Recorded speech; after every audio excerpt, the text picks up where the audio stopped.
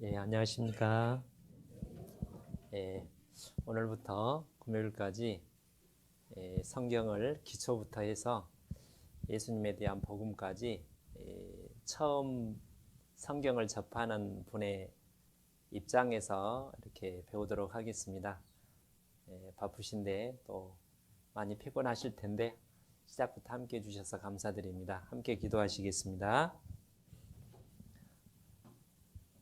천지 만물을 창조하시며 지금도 보살피시고 주관하시는 아버지 하나님 감사드립니다. 오늘부터 또 며칠간 하나님의 귀한 말씀을 함께 배울 수 있는 기회와 마음 주신 것을 감사드립니다. 주의 말씀을 배우는 가운데 우리가 더욱 하나님을 알고 우리 마음이 하나님을 가까이 하며 하나님께서 말씀을 통해서 우리에게 주시고자 하는 예수님을 통해서 주시고자 하는 놀라운 구원의 복과 영생의 축복을 모두가 받는 귀한 시간 되도록 아버지 하나님께서 도와주시기 부탁을 드립니다. 이 자리에 함께 하시는 주님, 말씀을 증거하는 저희 입술과 또한 말씀을 들으시는 모든 분들 하나님께서 도와주셔서 하나님 앞에 겸손하고 정직한 마음으로 말씀을 받도록 역사하여 주옵소서. 고마우신 우리 구주 예수님 이름으로 기도 올립니다. 아멘. 전도서 1장을 찾으시겠습니다.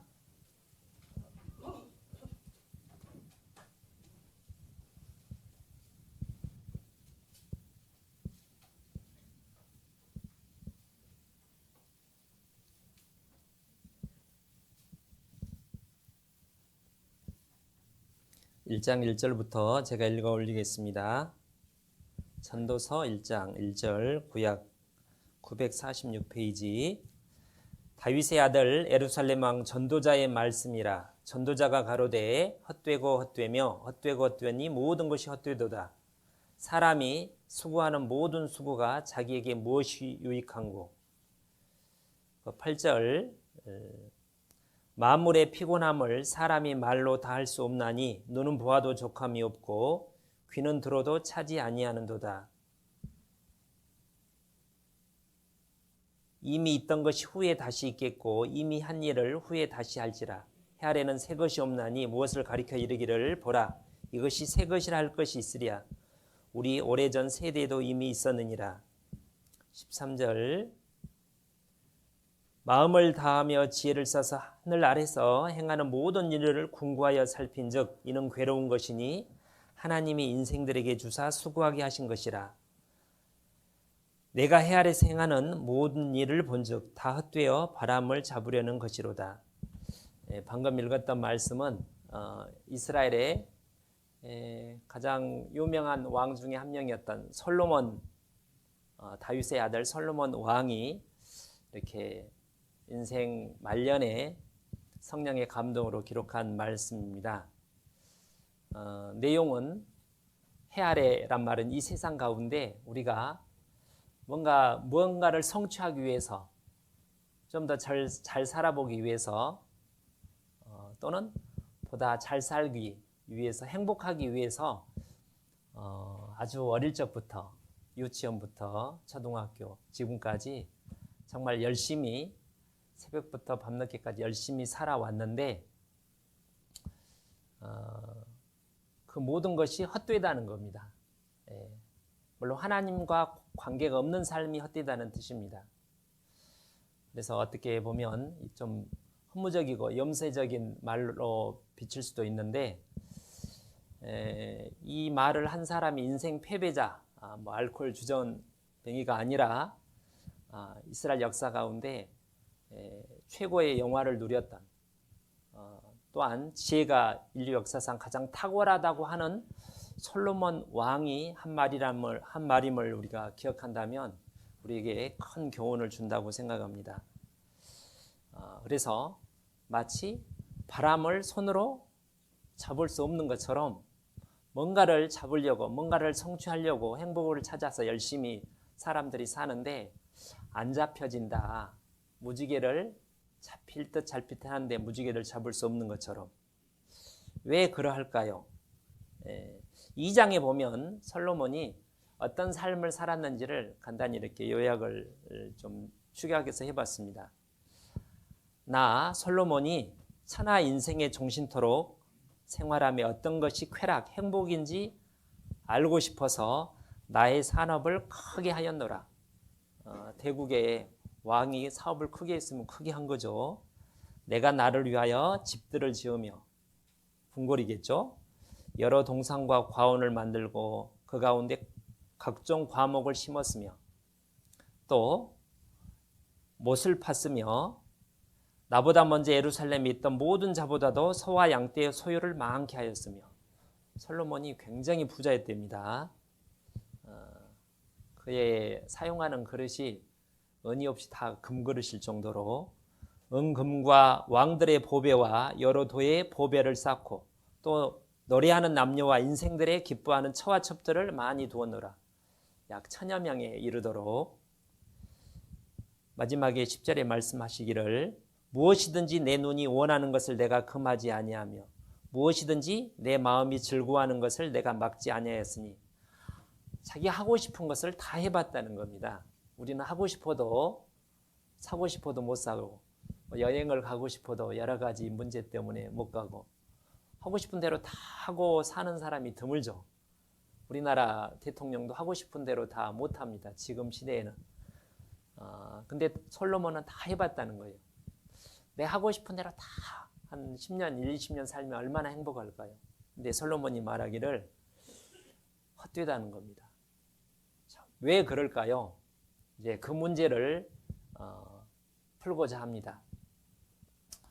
솔로몬만 그런 건 아니고 인생을 열심히 살아본 사람들의 모두가 그러합니다. 대충 살아본 사람은 자기가 대충 살았으니까 뭐 그런가 보다 하는데 열심히 최고로 열심히 살고 정상에 서본 사람들은 오히려 더 허무감에 빠진다는 겁니다. 박범신이라고 하는 지금은 좀 나이든 유명한 소설가인데요. 전업 소설가로 성공하는 게 그렇게 쉽지가 않습니다. 그렇죠? 그래서 많은 좋은 소설을 써서 이제 다른 일 없이 전업 작가로서 성공했고, 읽어보면 이제 어떻게 살아왔는지를 이렇게 볼 수 있는데요. 어떤 기자가 이제 잡지사 기자가 방문해서 이제 물어봤습니다. 작가님은 참 행복하시겠어요. 자기가 하고 싶은 분야에 대해서 하고 싶은 일을 하고 성공하는 게 그렇게 많지 않잖아요. 지금 행복한가? 행복은 뭐 착각이지. 글쎄, 상투적이고 보편적인 시각으로 보면 행복한 상태다. 먹고 살 수 있고 사랑하는 아내도 있고 아이들도 잘 크고 작가로서 존경받고 있으니까. 하지만 난 한 번도 행복하다고 생각해 본 적이 없답니다. 소설을 열심히 쓰다 보면 충만감이 가끔씩 들 때가 있는데, 하지만 순간이고 행복은 판타지가 아닐까. 그러나 그럼에도 불구하고 행복을 꿈꿔야 한다고 확신하고 있다 라고 이분이 이렇게 얘기를 합니다. 그래서 이제 포즈를 취했는데 행복한 표정이 아니잖아요.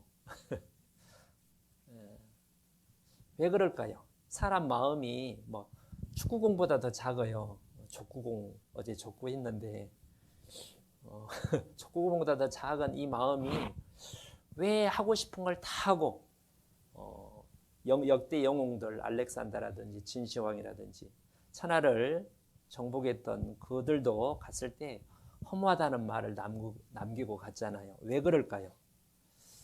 지금 이제 사춘기 소녀들한테 얘기하고 싶은 건, 저가 중학교 2학년 때쯤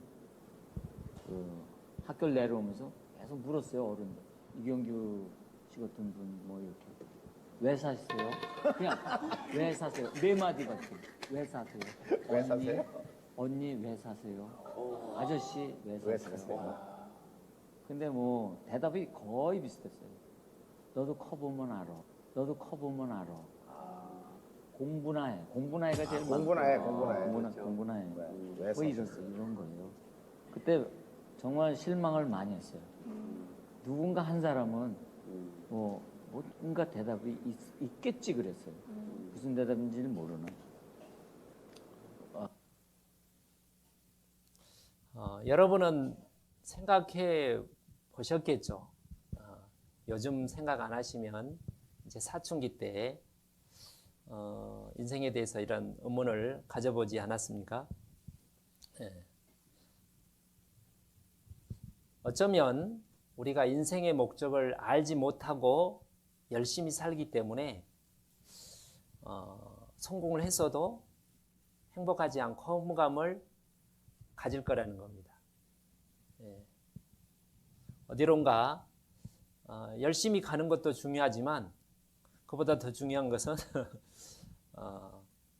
목적을 가지고 가는 것이 더 중요하다는 거예요.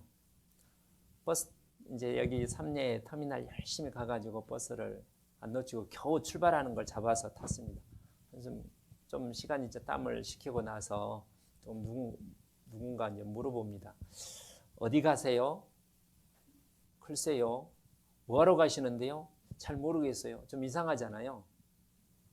어쩌면 우리 삶이 열심히는 사는데 정확한 인생의 목적을 모르고 살기 때문에 이런 문제가 비롯된다고 성경은 말합니다. 지금은 많이 없지만 6.25 직후에 또 우리나라가 아주 못 살았을 때 우리나라 상당히 많은 아이들이 미국이나 이렇게 유럽으로 입양을 갔죠. 다 그런지는 모르지만 그들 수의 상당수가 이제 성장한 뒤에 한국으로 돌아와서 자기 부모를 이렇게 찾는 모습을 신문지상이나 방송에서 본 적이 있습니다. 이 경우도 여기 나온 소개하는 박수혜 씨라는 분도 비슷합니다. 1970년 초에 1월 달에 태어났는데, 그래서 이제 스웨덴 스톡홀름 교수인 아버지에게 입양이 돼가지고 어머니는 박물관 관장이고, 그러니까 상당히 유복한, 그래서 한국으로 치면 서울대학교에서 공부를 하고 그 분야에서 성공한 나름 이 사람이 이제 한국에 이제 찾아온 겁니다. 왜 찾아왔느냐? 그분의 질문이 나는 누구란가부터 시작이 된다. 나를 낳은 여자는 누구일까? 왜 나를 버렸을까? 그녀는 나를 사랑하지 않았을까? 아버지는 누구일까? 당연히 내가 이분이어도 그런 의문을 가질 수 있겠죠. 그래서 한국에 와서 이렇게 찾으러 돌아다니는데 한국에서도 너는 어디서 왔느냐? 한국에 오면 뭔가 실마리를 풀 줄 알았는데 그런 질문을 받고 나서 더 혼란스러웠다는 내용입니다. 이게 근본적으로 우리는 물론 입양의 경험을 대부분 하지 않고 살아왔는데 어쩌면 우리도 인생의 나그네로서 똑같은 질문을 하나님께, 나를 만든 나에게 생명을 주신 하나님께 던진다는 겁니다. 왜 하나님이 나를 만들었을까? 계시다고 한다면. 그래서 인생의 목적을 결정하는 근본적인 질문이 수많은 철학자들, 공부 많이 하는 분들의 공통적인 그 질문이 세 가지가 있는데, 나는 누구인가? 왜 내가 살고 있는가? 그 다음에 내 생명은 어디서 왔는가? 그 다음에 언젠가 이 세상을 떠날 텐데 어디로 가는가? 벌써 돌아가신 지 꽤 됐는데 삼성그룹의 창업주 이병철 회장님께서 돌아가시기 얼마 전에, 췌장암으로 얼마 전에 이렇게 이제 24가지인가 질문을 이렇게 어떤 가톨릭의 유명한 신부님에게 던졌는데 답을 얻지 못하고 돌아가셨대요. 그가 이제 죽음을 앞두고 이렇게 던진 질문은 이 사업을 누구한테 넘겨주고 뭐 그런 얘기는 전혀 없고 전부 다 인생에 대한 거였습니다. 다 찾아볼 수는 없고 이런 내용입니다. 신 하나님의 존재를 어떻게 증명할 수 있나? 신은 왜 자신의 존재를 똑똑히 드러내 보이지 않는가? 신이 인간을 사랑했다면 왜 이 세상에 고통과 불행, 죽음 같은 것이 주어지는가?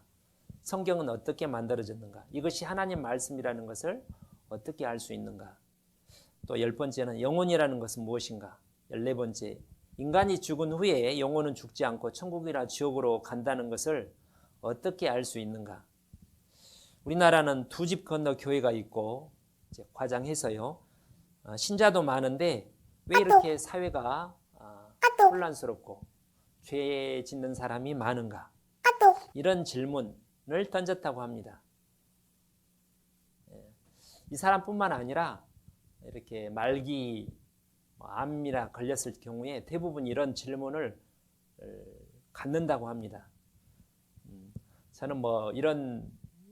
저는 이제 말기암에 걸리지는 않았는데 제가 이제 악필이죠. 이게 제 일기를 한 15년 전쯤에 우연히 발견했는데 무슨 말인지 모르시겠죠?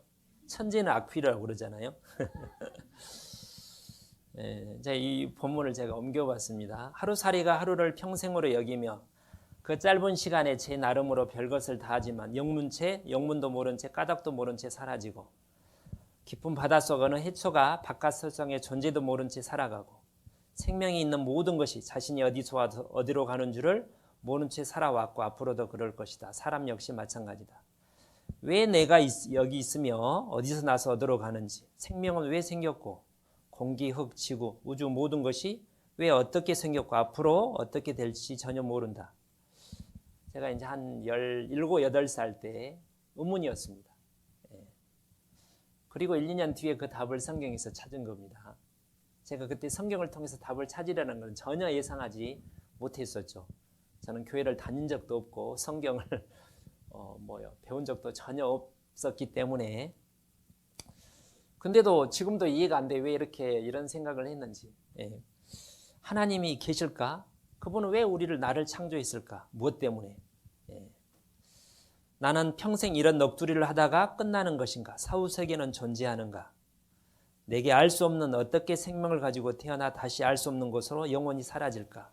내가 죽는다면 나란 영적 존재의 의미는 단지 기억되는 아주 없어지는 것일까? 이런 질문을 제가 했었다는 겁니다. 그 답을 1, 2년 뒤에 성경에서 찾았는데 그런 이번 성경 강연회를 통해서 이 자리에 참석하신 모든 분들이 그 답을 얻었으면 좋겠습니다. 근데 이런 답을 얻는 것이 정말 어려운 일입니다. 평생을 연구하는 철학자라든지 스님이라든지 이런 분들이 성철 스님도 20년인가 몇 년을 벽을 쳐다보고 이렇게 돌을 닦는데 그분 인터뷰를 한 달 전쯤에 제가 우연히 이렇게 유튜브에서 보게 됐는데 모르고 돌아가셨더라고요. 저는 개인적으로 많은 철학자를 알지 못하지만 이분이 쓴 책을 제가 한 2-3개를 읽어봤는데 지금 작년인가 재작년에 돌아가셨는데 저뿐만 아니라 자타가 공인하는 한국 최고의 철학자 중에 한 분입니다. 화려한 이력을 가지고 있는데 거의 이제 한 60대 가까이 와서 이제 결혼할 정도로 인생의 답을 찾기 위해서 산에서가 아니라 유럽으로 가가지고 이렇게 서양 철학을 공부한 사람인데 존경하는 분이 참 많아요. 그래서 이제 이렇게 기자가 가서 물어보니까 인생의 답이 뭡니까? 물어보니까 인생의 답이 뭐냐고 나도 몰라요. 이분이 그렇게 모른다면 누가 알겠습니까? 공부를 열심히 연구를 안 해서 모르는 게 아니라 인생의 답은 인생을 만든 하나님께 물어봐야지 알겠죠. 그래서 이 성경 강연의 핵심 주제가 인생의 목적이 뭐냐? 야 친구야 잘 살아 나중에 보자. 뭐가 잘 사는 건데요? 하나님이 정말 존재하시는가? 제가 죄송한데 저만 월 화요일 날 제가 그 지리산 종교는 못하고 1박 2일 코스로 이렇게 지리산 갔는데 거기 성삼재에서 두려운 마음으로 이제 하는데 광주에서 오신 한 60대 초반에 세 분을 우연히 만나게 됐어요. 그래서 같이 코스가 같아서 그건 좀 부탁한다고 따라가면서 그분 한 분하고 계속 얘기하는데 광주 모르겠습니다. 가장 큰 교회의 안수 집사님이라고. 그분이 말씀하시기를 하나님이 있는지 없는지 모르겠대요. 예, 참 안타까워서 나중에 이제 그 USB를 하나 드렸는데 교회를 다니지만 정말 하나님이 계실까? 이런 의문을 갖는 분이 의외로 많다는 거예요. 인간의 역사의 시작과 끝은 어떻게 될까? 앞으로 우리가 만나게 될 최고의 사건은 청년들의 경우는 이제 결혼하는 거겠죠. 뭐 직장 잡는 거, 아이 갖는 거. 근데 최고의 사건은 가장 세상에서 귀한 내 생명이 끝나는 날, 그것이 죽음이잖아요. 언제든지 사람은 죽을 수 있죠. 모든 재앙을 피해도 결국은 죽는데 정말 내가 사라질까? 천국이란 지옥이라는 곳이 있을까? 내세라는 것이 있을까? 나는 어디로 갈까? 그 답을 알 수만 있다면 참 좋겠죠. 어떤 사람들은 그걸 어떻게 알 수 있겠어 이렇게 생각하겠지만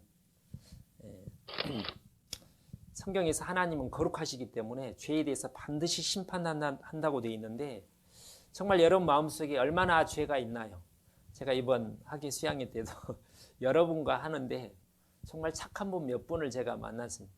제가 들어보다 저보다 훨씬 착한, 세상에 요즘도 이렇게 착한 분이 있나 할 정도로 착한 분들을 몇몇 만났는데 성경을 좀만 좀 죄에서 가르쳐 주니까 깜짝 놀래. 이렇게 죄가 많은지 몰랐다고. 마음의 내적인 죄를 가리킵니다. 또 교회 다니는 분은 하나님과 예수님을 믿고 죄를 용서받는데 예수 믿으면 용서받는다고 하는데 그것을 아는 것과 실제로 용서를 받는 것은 별개의 문제잖아요. 그래서 어떻게 죄를 용서받을 수 있을까? 예수님께서 요한복음 3장에 물과 성령으로 거듭나지 아니하면 하늘나라를 볼 수 없다고 되어 있는데 물과 성령으로 거듭난다는 말이 뭘까? 그걸 자기가 어떻게 알 수 있는가? 이런 부분을 살펴보고자 합니다. 제 의견이 아니라 성경을 하나님 말씀 성경을 통해서 이사야 34장에 하나님께서 너희는 여호와의 책을 자세히 읽어보라. 처음부터 끝까지 정독해서 성경을 한 번, 두 번 이렇게 읽어본 사람은 그렇게 많지 않습니다. 그래서 5일 동안 어떻게 다 읽을 수 있겠습니까? 그래서 가장 중요한 내용, 예수님을 통해서 구원받을 수 있는 그 부분까지 가장 중요한 내용을 자세히 살펴보고자 합니다.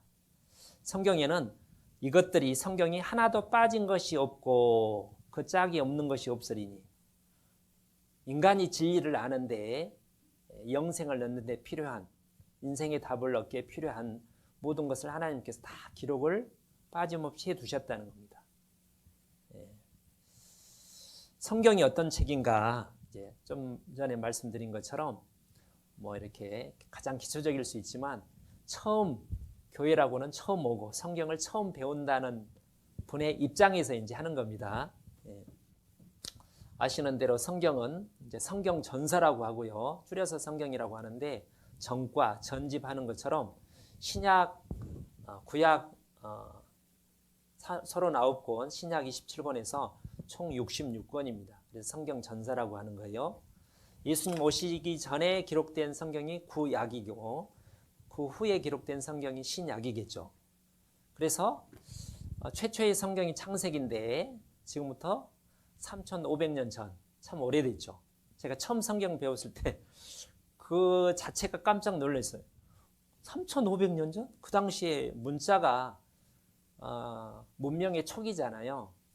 한자가 막 만들어지고 얼마 지난 그때 우리나라는 3,500년 전이 아니라 2,000년 전의 역사책도 없습니다. 1,000년 전 역사책이 오래된 역사책인 거예요. 1,000년도 안 됐죠. 중국은 좀 한 2,000 몇백 년. 그러니까 인간이 가지고 있는 가장 오래된 책 중에 하나입니다. 이렇게 오래됐죠.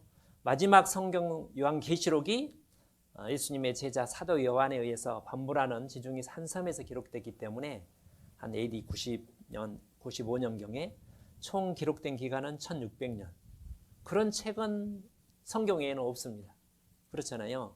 우리나라 조선 왕조실록이 좀 독특한 책인데 그보다 더 길게 1600년 동안. 그래서 한 사람이 기록할 수는 없고 성경을 기록한 사람을 기자라고 하는데 저자가 아니라 약 40여 명 이렇게 합니다. 대부분이 유대인입니다. 성경의 주인공은 이제 구약이란 말은 메시아, 구세주 예수님을 보내주신다는 약속대로 오셔서 무슨 일을 하셨고 무슨 말씀을 하셨는지 그 제자들이 무슨 어떤 행적을 했는지를 기록한 책이 이제 신약 성경입니다. 그래서 주인공은 예수님입니다. 어떤 책인지는 알겠죠? 근데 문제는 그렇게 소개를 하는데 처음 접하는 분 입장에서는 왜 성경을 하나님 말씀이라고 합니까? 하나님께서 기록을 직접 하셨나요? 하나님께서 직접 기록한 성경은 대표적으로 십계명이고 나머지는 선지자들 또 사도들과 그의 제자들이 성령의 감동으로 하나님께 받아서 기록했다고 되어 있습니다. 하나님은 영이시니까 눈에 보이진 않는데 특별한 사람에게 음성으로 들려주시거나 이상을 보여주는 경우가 있습니다. 그래서 여기 베드로전서 3장 16절에 모든 성경은 하나님의 감동, 성삼위 성령의 감동으로 기록했다는 겁니다. 베드로후서 1장에도 오직 성령의 감동하심을 입은 사람들이 하나님께서 말씀하신 것을 받아 적었다는 겁니다. 그래서 이사야서란 말은 이사야 선지자가 약 2700~800년 전에 성령의 감동으로 받아서 기록해서 이사야서가 된 겁니다.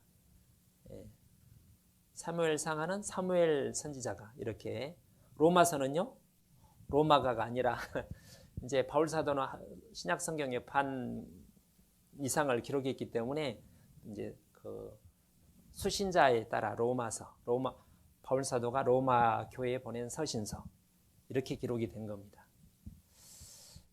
성경을 이렇게 먼저 소개를 하면 인간이 가지고 있는 가장 독특한 위대한 책이 분명합니다. 가장 많은 언어로 번역이 됐습니다. 3000개 이상의 언어로. 문자를 가지고 있는 언어는 거의 다 번역이 된 겁니다. 가장 많은 부수가 매년 팔리고 있습니다. 우리나라에서도 그렇고 많이 팔리지만 영향력이 별별 없는 만화책도 있지만 성경은 인류 문명에 가장 큰 영향을 끼친 게 분명합니다. 일주일에 한 번씩 쉬는 것도 성경에서 왔고 그 다음에 남녀가 평등하다는 것도 성경에서 온 겁니다. 그것도 참 놀라운 일이에요. 옛날에 여자는 사람 취급을 잘 안 한 지역이 많은데 아이들도 마찬가지고 예수님께서 이 어린아이 하나를 귀 여기라고 이렇게 말씀하신 것이 2000년 전입니다. 개인적으로 저도 마찬가지 이 성경을 통해서 인생의 답을 얻고 지금까지 성경을 의지해서 살아왔습니다. 주관적인 뿐만 아니라 객관적으로 조사 기관마다 좀 다를 수는 있는데 지난 1000년간 가장 중요한 사건이 뭐냐? 이 성경을 옛날에는 필사하다가 인쇄술이 발전하면서 성경을 이제 대량으로 인쇄한 것이 인간 역사의 가장 큰 사건이라고 전문가들이 이렇게 얘기하기도 합니다. 아시겠죠? 좀 어렵나요? 자, 두 가지 의문. 첫 번째, 이 우주, 물질은 어디서 왔는가? 그 안에 저와 여러분이 생명을 가지고 살고 있는데 내 생명은 어디서 왔는가? 이 의문을 답을 물리학자들도 철학자들도 모든 종교에서 이렇게 질문을 던지는데 5가지 가능성이 있다고 저는 생각을 합니다. 저만 그런 게 아니라 불교적 세계관으로서는 본래부터 처음부터 원래 있었다. 근데 이거는 지금 과학적으로 보면 시작이 있는 걸로 보면 이거는 이제 사실이 아니고요. 어떤 성경의 하나님, 절대자가 조물주가 창조했다. 그걸 안 믿는 사람은 우연히 저절로 진화됐다.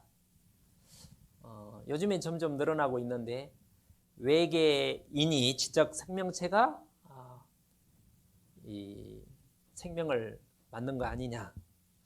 다섯 번째는 모른다. 뭔가는 있겠지만 그걸 어떻게 아느냐. 그래서 외계 지적 생명체가 만들었단 말은 그러면 그 외계 지적 생명체는 저절로 생겼느냐, 어떤 신의 지시가 피조됐느냐, 이런 같은 질문이 반복되기 때문에 결국은 그 다음에 다섯 번째 모른다는 것은 답이 아니라 있는데 모른다는 거니까 결국은 크게 보면 두 가지로 이렇게 요약할 수 있습니다. 어떤 신이 목적을 가지고 의도를 가지고 계획적으로 만들었다. 그런 것이 아니라 우연히 저절로 우주가 물질이 생기고 생명체도 난 거다. 성경은 이제 최초의 성경 창세기 1장 1절에 하나님께서 태초에 천지 만물을 땅과 하늘과 모든 것을 만들었다고 말씀하십니다. 그리고 창세기 1장에 첫째 날 빛을 만들고 6일 동안 모든 것을 모든 생명체를 만들었다고 이렇게 말씀하십니다. 그래서 생명의 원천이 저절로 생긴 게 아니라 생명의 근원 대신 하나님께서 만드셨다고 말을 하는데 이제 하나님을 안 믿는 사람 입장에서는 당연히 그걸 어떻게 알아? 이렇게 얘기를 하겠죠. 이제 하나님을 안 믿는 사람은 다른 대안이 없는 거예요. 저절로 생긴 겁니다. 영국에 지금 세계적으로 유명한 우리나라에도 온 것 같은데 리처드 도킨스라는 유명한 진화론자가 있습니다. 10몇 년 전인가요 벌써 이기적 유전자라는 책을 써서 우리나라뿐만 아니라 세계적으로 히트를 쳤는데 그분은 이렇게 얘기를 합니다. 아주 오래전에 30몇 억 년 전쯤에 스스로 복제 사본을 만드는 힘을 가진 분자가 원자 분자 아시죠? 원시 대양의 바닷가에서 처음 우연히 저절로 나타났다는 겁니다. 근데 그거는 이게 이제 DNA라는 거예요. DNA가 물질 속에 이렇게 스스로 발생해서 들어가 가지고 모든 생명체를 만들었다고 그렇게 돼 있는 겁니다. 그 책에 유전자라는 이름을 갖고 있다. 그래서 인간을 포함한 모든 생명체는 DNA 또는 유전자에 의해 창조된 기계에 불과하며 그 기계의 목적은 모든 생명, 사람의 목적은 자신을 창조한 주인인 유전자를 보존하는 것이 됩니다. 그러니까 생명체를 연구하다 보니까 계속 유전자가 자기를 보호하는 쪽으로 가는 거 보니까 그렇게 이제 생각을 하는 거예요. 이제 하나님을 안 믿으면 그런 가능성이 큰 다른 대안이 없기 때문에 어떻게 생각하세요? 유전자가 나를 만드는 건가요? 하나님이 나를 만든 건가요? 하나님을 안 믿는 이유는 왜 그럴까? 단순하지만 하나님이 안 보이니까. 두 번째는 창조는 과학적이지 않고 반대로 진화는 과학적이니까. 이렇게 이제 다른 이유도 있지만 큰 세 가지가 이유가 있는데 정말 그런지 한번 생각을 해보죠. 보이지 않으니까 없다. 그것은 사실이 아닙니다. 우리가 생각을 해보더라도 사람 마음이 보이지 않지만 존재를 하잖아요. 어머니가 자녀를 사랑하는 사랑이 눈에 보입니까? 안 보이지만 우리는 있다는 걸 알 수가 있습니다. 과학자들이 조사해 보니까 보이는 것이 오히려 22%에 불과하고 보이지 않는 것이 훨씬 더 많다는 겁니다. 원자 같은. 그러니까 안 보이니까 없다. 없다고 말할 수는 없지만 없다고 단정하는 건 잘못된 거죠. 그래서 어리석은 자는 그 마음에 이르기를 눈에 안 보이니까 하나님 없다. 아주 어리석다는 거예요. 골로새 1장에 따르면 성경 하나님이 이 세상을 모든 걸 만들었을 때 보이는 것과 보이지 않는 것을 만들었답니다. 예를 들어 천사도 영적인 존재인데 귀신도 마찬가지고 타락한 천사가 귀신인데 보이지 않는 그 다음에 히브리서 11장 3장에는 보이는 것은 나타난 것으로 말미암아 된 것이 아니니라. 우리가 보이는 모든 것은 보이지 않는 어떤 법칙에 의해서 존재하기 때문에 보이는 것이 이렇게 존재한다는 거예요. 보존이 되고. 과학적으로 굉장히 합리적인 말입니다. 근데 성경은 왜 하나님이 안 보이냐? 요한복음 4장 24절에 하나님은 영이시기 때문에 신령하신 분이기 때문에 눈에 안 보인다는 겁니다. 귀신도 있지만 영적인 존재이기 때문에 안 보이고 천사도 마찬가지인 것처럼 거룩한 하나님의 영은 영이시기 때문에 눈에 안 보인다는 겁니다. 그래서 누가복음 24장에 예수님이 부활하실 때 예수님이 실제로 육체가 부활하셨잖아요. 그럴 때 만져보라고 하면서 나는 실제 육체가 있지 않느냐, 영은 살과 뼈가 없지 않느냐, 근데 나는 있으니까 실제로 부활한 게 맞다 할 때 영은 살과 뼈가 없다는 거예요. 또 디모데전서 6장에 하나님은 거룩하신 분이기 때문에 죄가 있는 존재가 거룩하신 하나님을 볼 수 없고 본 사람도 없고 볼 수도 없다고 되어 있습니다. 그러니까 하나님이 안 보인다는 거예요. 그 다음에 창조는 비과학적. 좀 전에 그 안수 집사님도 그분도 상식적으로 그렇게 생각하는 거예요. 성경은 과학적이지 않고 과학은 과학적이고, 과학은 과학적이라는 말은 당연한 말인데 그 과학적이라는 말이 합리적이다 그런 뜻인데 과학 자체가 합리적이긴 하죠. 근데 과학의 한계가 있습니다. 그건 모든 사람이 다 인정하는 거예요. 과학은 실험 관찰을 통해서 또 실험할 수 있는 것만 반복적으로 그걸 과학이라고 하는 겁니다. 그러니까 영적인 존재가 있다면 관찰이 불가능하기 때문에 하나님이 있냐 없냐, 신이 있냐 없냐는 정직한 과학자라면 우리는 모른다. 그건 우리 과학의 대상이 아니다고 얘기해야 되는데 안 보이니까 없다. 그건 무식한 소리죠.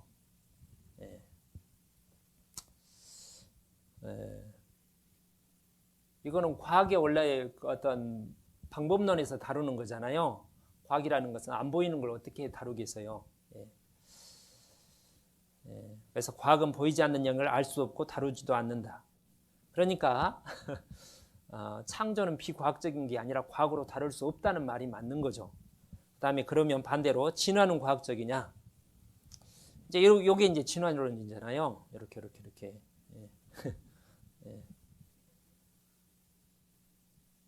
비슷하게 생기기는 했습니다. 이렇게. 그잖아요.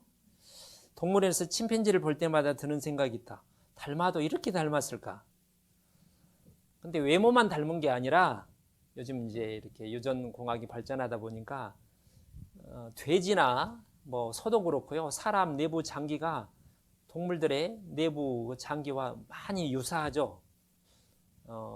돼지 심장을 사람에게 이식하는 경우도 있잖아요. 그러니까 DNA가 엄청 많이 비슷하답니다. 이렇게 생각해 보죠. 그러니까 아메바에서 조금씩 진화했나 볼 수도 있지만 이렇게 생각해 볼 수도 있죠. 이 신발을 가지고 조그만 신발이 큰 신발로 점점 진화가 됐네. 이렇게 할 수도 있지만 어떤 공장에서 공장주가 이제 비슷한 재질로 사람이 신을 수 있는 신발을 다양한 크기로 용도로 만들었다고 볼 수도 있잖아요. 그게 또 사실이고. 그렇잖아요. 집도 마찬가지잖아요.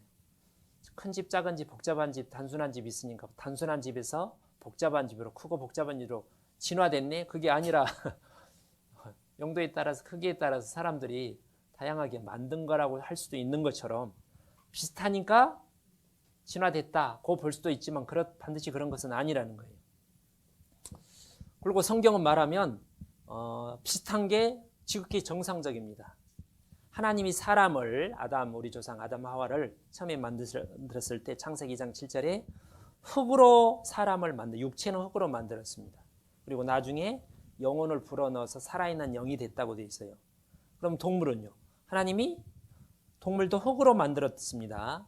그러니까 육체 자체는 사람이나 무슨 닭이나 육체 자체는 세포 이렇게 물질 대사까지 해가지고 너무 비슷한 게 당연하다는 거예요.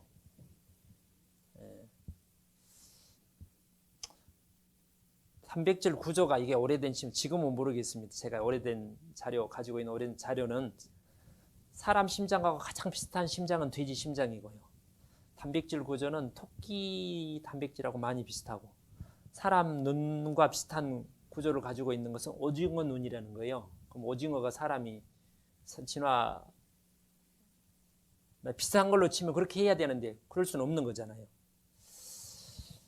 첨단 현미경이 있었어도 다윈은 진화론을 폈을까? 약 한 150년 전에 다윈이 진화론을 폈을 때 그가 생각한, 당시 과학자들이 생각한 세포에 대한 인식 수준은 말랑말랑한 젤리 정도로 생각을 했답니다. 당연히. 그러니까 그런 아메바가 말랑말랑 우연히 생길 수도 있다고 생각을 한 거예요. 근데 알고 보니까 시간이 가면 갈수록 세포 하나가 얼마나 복잡한지 꼭 작은 우주와 같다는 거예요. 대도시보다 더 복잡하다는 겁니다. 아직도 생물학자들이 점점 연구를 하면 할수록 깜짝깜짝 놀라게 됩니다. 이렇게 복잡한지를 몰랐기 때문에. 그래서 단순한 게 계집 같은 게 단순하게 오래되면 진화될 수 있다고 하는데 이런 핸드폰이나 노트북이 시간이 오래되면 노트북이 된다. 그거는 납득이 안 되잖아요. 이렇게 복잡한 정보를 가지고 있는 질서정연한 정보를 가진 이런 것들이 우연히 만들어졌는가 하면 이제 말이 안 되는 거죠. 그래서 아메바 하나가 가지고 있는 정보량이 지금은 이제 백과사전이 나오지 않는데 브리테니카 백과사전 1000세트 세트로 엄청난 정보량을 가지고 있다는 겁니다. 이게 과연 저절로 우연히 생길 수 있느냐? 안 된다는 거예요. 로또 복권 1등 당첨 확률이 800만 분의 1 정도 된답니다. 그보다 더 어려운 확률이 생명체가 생길 확률이라는 거예요. 이제 1등 당첨될 확률이 800만 분의 1이라면 당첨 안 될 확률은 800만 빼기 799만 9,999분의 800만 분의 799만 9,999 이렇게 된다는 거잖아요. 거의 100%에 가깝다는 겁니다. 이해가 되시죠? 이해가 안 되시나요? 근데 로또 복권 저는 한 번도 사본 적이 없어요. 왜냐하면 그거는 심심풀이는 해볼지는 모르죠. 그걸 가지고 돈 벌려고 하면 망하겠죠. 그러니까 연속해서 2번, 세계적으로 연속 2번에서 당첨된 사람 한 명도 없어요. 제 알기로.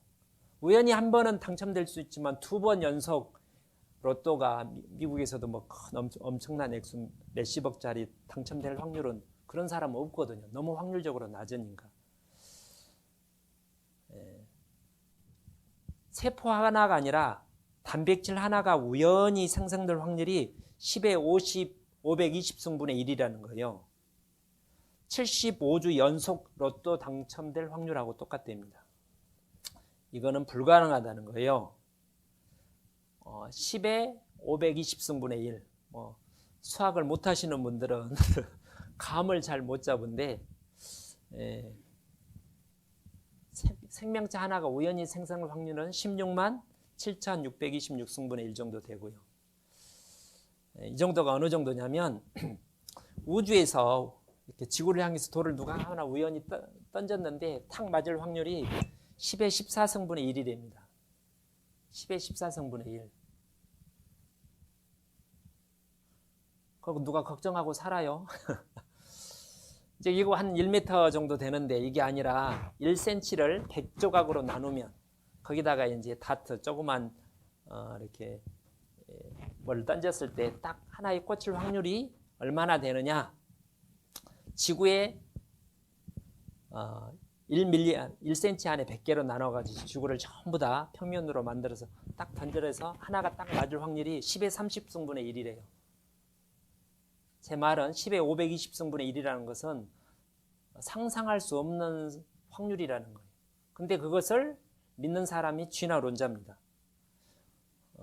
우주에 원자가 10의 80승, 81승 정도 있대요.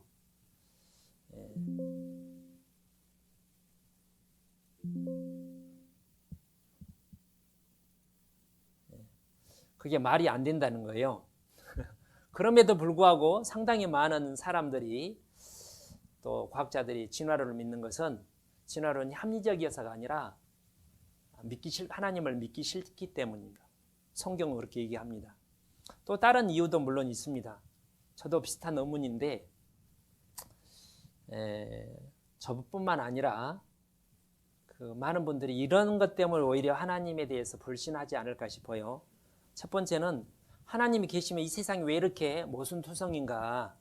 그 다음에 하나님을 믿는다고 하는 사람들이 이렇게 앞뒤 이렇게 위선될 수 있을까. 그런 것 때문에 오히려 반감 때문에 안 믿는 경우가 참 많이 있습니다. 성경에도 그렇게 얘기를 합니다. 그래서 성경에는 이 세상이 다라면 말이 하나님이 있다면 그분은 좋은 하나님, 선하신 하나님이 아니고 없든지 하나님이 계시다면 나쁜 하나님이 맞고요. 이 세상이 다라면 왜 남녀의 차이가 있고 그다음에 전쟁이 있고 많은 문제가 생깁니다. 근데 성경에는 이 세상이 다가 아니라 내세가 있다고 말합니다. 예수님은 심령이 가난한 사람이 복이 있다고 했습니다. 웃는 자가 화 있을진저 너희 웃는 자요. 반대로 얘기했습니다. 정말 보이지 않는 영원한 하나님이 계시는 천국이 있다면 거기에 들어가는 게 거기서 우리를 영원히 살도록 하는 것이 있다면 이 세상은 이 세상에서 관점에서 전혀 다른 각도에서 이 세상을 바라볼 수 있다는 거예요. 의문이 풀린다는 겁니다. 이 세상이 다라면 이해가 안 된다는데 이 세상이 다가 아니라면 우리가 이해할 수 있다는 겁니다. 이 사람이 노벨 물리학상이니까 똑똑한 사람이잖아요. 나는 신을 믿을 수 없다. 근데 그 이유가 뭐냐면 비과학적이어서가 아니라 나는 철학적인 이유 때문에 신을 믿을 수 없다. 믿기 싫다는 거예요. 어떤 다른 기독교가 이제 유럽 역사에서 보여줬던 아주 잘못된 그런 것들에 대해서 좀 환멸을 했기 때문에 나는 과학적으로 불가능한 진화론을 믿기로 했답니다. 이 사람도 진화론이 입증되지도 않았고 입증될 수도 없다. 다른 대안이 없기 때문에 진화론을 믿는다. 아까 리처드 도킨스가 말한 겁니다. 나는 이 생명의 문제에 신을 끌어들이기 싫다. 나는 신을 인정하기 싫다. 그래서 안 믿는다는 거예요. 성경도 그렇게 얘기합니다. 저희가 마음에 하나님 두기를 싫어하며. 왜 싫어할까요? 자기 마음대로 살고 싶은데 하나님이 계시다면 그는 인격적인 존재고 우리에 대해서 선악에 대해서 심판을 하잖아요. 그러니까 이제 그게 불편한 거죠.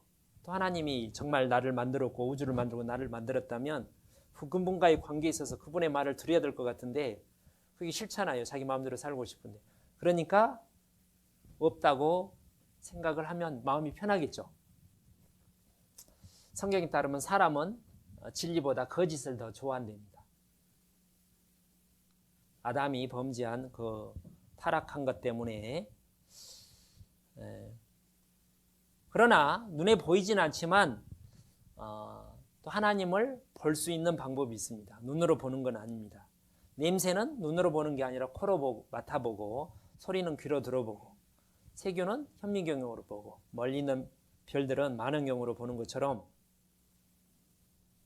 전파는 핸드폰이나 TV 수상기를 통해서 보고 하나님은 성경을 통해서 이제 볼 수 있는 거예요. 성경.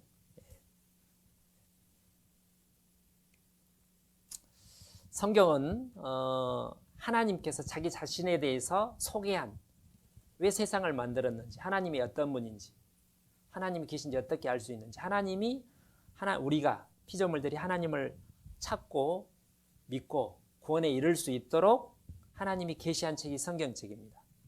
성경책 외에도 옛날 조선시대 사람들 같은 경우 성경 없을 때 어떻게 믿을까요? 크게 이제 두 가지 더 있습니다. 일반 계시라고 그러는데 자연 만물을 통해서 하나님을 알 수 있다고 성경은 말하고 있고요. 또 하나는 인간의 본성, 영혼을 통해서 알 수 있다고 얘기합니다. 자, 성경에 하나님이 이렇게 모세에게 말을 했습니다. 나는 스스로 있는 자니라. 어떤 사람, 하나님은 그럼 누가 만들었느냐? 하나님은 누구에서 피조된 게 아니라 처음부터 원래 있었는데 영원 전부터 모든 것의 근원이 되는, 모든 것을 자존하는 분, 영원토록. 그런 의미가 있고요. 그분이 창조주라고 소개를 합니다. 그리고 성경의 하나님은 우리가 복을 좋아하는데 복 대신, 복의 근원 되시는 분이고, 그분은 모든 것을 만든 창조일 뿐만 아니라 모든 것을 통치하고 계시는 주권자, 왕이라고 얘기를 합니다. 그분만이 홀로 죽지 않음이 있다고 말합니다. 그리고 또 출애굽기 34장에 하나님께서 이렇게 자신을 모세에게 통해서 소개하기를 여호와로라 자비롭고 은혜롭고 노하기를 더디하고 인자와 진실이 많은 하나님이로다. 그래서 우리가 죄가 있지만 지금까지 안 죽고 살아 있는 거죠. 그래서 인자를, 하나님을 경외하는 자에게 인자를 천대까지 베푸는데 죄는 반드시 심판한다는 거예요. 죄를 봐주는 경우는 없습니다. 예수님을 통하지 않고는. 자, 너희는 눈을 높이 들어 누가 이 모든 것을 창조했나 보라. 지금은 이제 도심지에서 하늘을 보면 별로 볼만한 게 없잖아요. 깊은 산골에 가든지 어떤 한적한 곳에 가면 밤하늘에 무수한 별을 볼 수 있습니다. 무슨 생각이 들까요? 저절로 잘생겼네?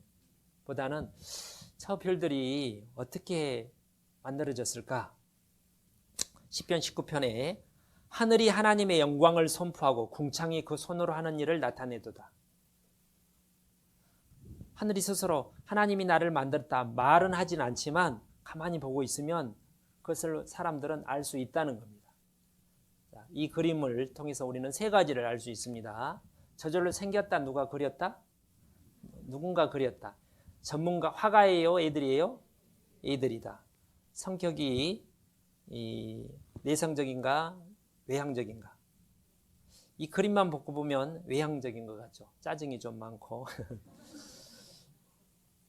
저희 아들이 한 5, 6살 때 그린 우리 자매 말에 따르면 이거는 이제 전혀 다르잖아요. 전문 화가의 작품이라는 걸 우리가 안 보지만 금방 알 수 있잖아요. 렘브란트라는 화가가 자기 자신 자화상을 그린 겁니다. 이 그림을 보면 그 사람의 삶이 참 힘들었다는 것을 우리가 짐작할 수 있습니다. 음악이나 영화라든지 뭐 그림도 그렇고 만든 사람의 어떤 능력, 인격이 그 작품 속에 드러나 있는 거예요. 그러잖아요. 그래서 그림을 보면 아동 심리가 보인답니다. 전문가들이 보면.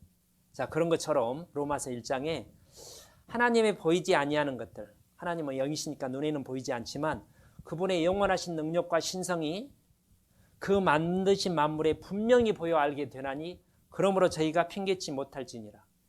저는 하나님 안 보여서 못 믿었어요. 그런 핑계를 절대로 못한다는 거예요. 계집도 있고 좋은 집도 있고 크고 복잡한 건물일수록 아무나 설계를 못합니다. 그러죠? 계집이야 대충 짓겠지만 이런 롯데월드 빌딩 120층, 120층 되는가요? 100층 넘는 건물을 보통 설계사들은 하지도 못할 겁니다. 제가 알기로 아마 외국에서 하지 않았을까 싶은데 그 건물도 그 사람을 그거를 설계하고 만든 사람의 능력과 솜씨를 우리에게 설명을 하잖아요. 우리가 살고 있는 지구는 총알의 약 30배의 속도로 1년에 한 바퀴씩 365일 5시간 48분 089초 이렇게 돈답니다. 자전을 하면서. 아시죠?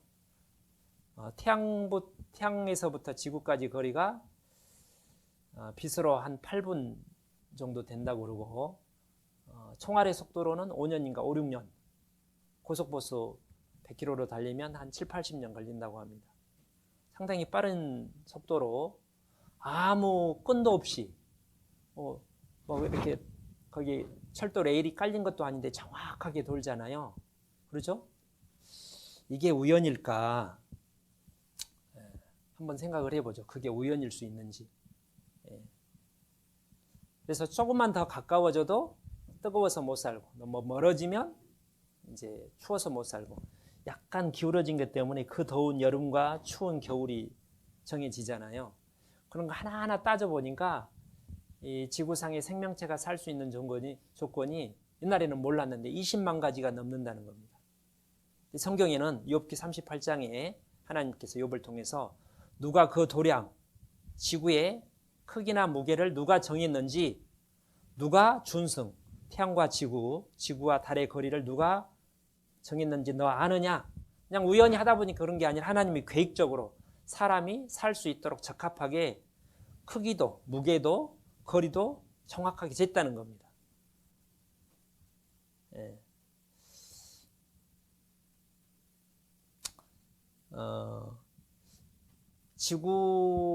지구의 육지가 한 30% 되고 지구 한 70% 되잖아요. 이 반대가 되면 어떻게 될 것 같습니까? 그럼 땅이 넓어서 좋을 것 같아요. 제가 정확하게는 모르지만 사람이 살기 굉장히 힘들어지는 거예요. 그러니까 꼭 지구만한 30%의 육지와 70%의 바다와 바닷물의 양에 의해서 지구가 이렇게 천연 에어컨처럼 이렇게 돌만 하면 약간 선선해지고 추워질만 하면 데워지고 이게 가능하다는 거예요. 지구 전체가 에어컨 시스템과 같습니다. 한번 생각해 보죠. 흔히 지구를 물의 행성이라고 부르는데요. 그 이유는 지구가 태양계에서 유일하게 물이 있는 행성이기 때문이에요. 좀 더 자세히 살펴보면 지구에는 단순히 물이 존재하는 것뿐만이 아니라 지구 표면의 70% 이상이 물로 되어 있어요. 이 정도면 물의 행성이라 불릴만 하죠. 그렇다면 지구에서 바다가 사라진다면 어떨까요? 우리가 살고 있는 육지가 넓어져서 지금보다 더 여유롭게 살 수 있게 될까요? 바다가 지구에서 하는 일 중 가장 중요한 것은 바로 지구에 사는 모든 생명체의 생명 유지를 위한 물 공급과 날씨를 조절하는 일이에요. 바다는 육지보다 천천히 더워지고 또 천천히 식는데요. 그래서 여름에는 태양에서 오는 열을 저장하기도 하고 나머지는 증발하며 수증기가 되어 구름을 만들기도 해요. 또 증발한 수증기가 비나 눈, 우박으로 바다나 땅에 내리면서 뜨거운 지구를 식히고 생태계의 필수 요소인 물을 공급해요. 반대로 겨울에는 여름에 저장한 열을 내보내 주변을 따뜻하게 하여 기온을 조절하는 등 날씨와 지구 전체의 물 순환에 큰 역할을 하고 있어요. 우리나라에서 가장 춥고 추운 지역이 철원 내륙 지방이잖아요. 바다에 가까울수록 온도 변화가 이렇게 적습니다. 근데 여기 보면 이사야 40장에 누가 손바닥으로 바닷물을 헤아렸으며 뼘으로 하늘을 지었으며 땅의 티끌을 되에 담아 보았으며, 바닷물의 최적 그거를 정확하게 우연히 그렇게 된 게 아니라 하나님께서 사람이 살기에 적합하게 바다의 크기와 양을 정해놨다는 겁니다. 땅의 크기도 그렇고.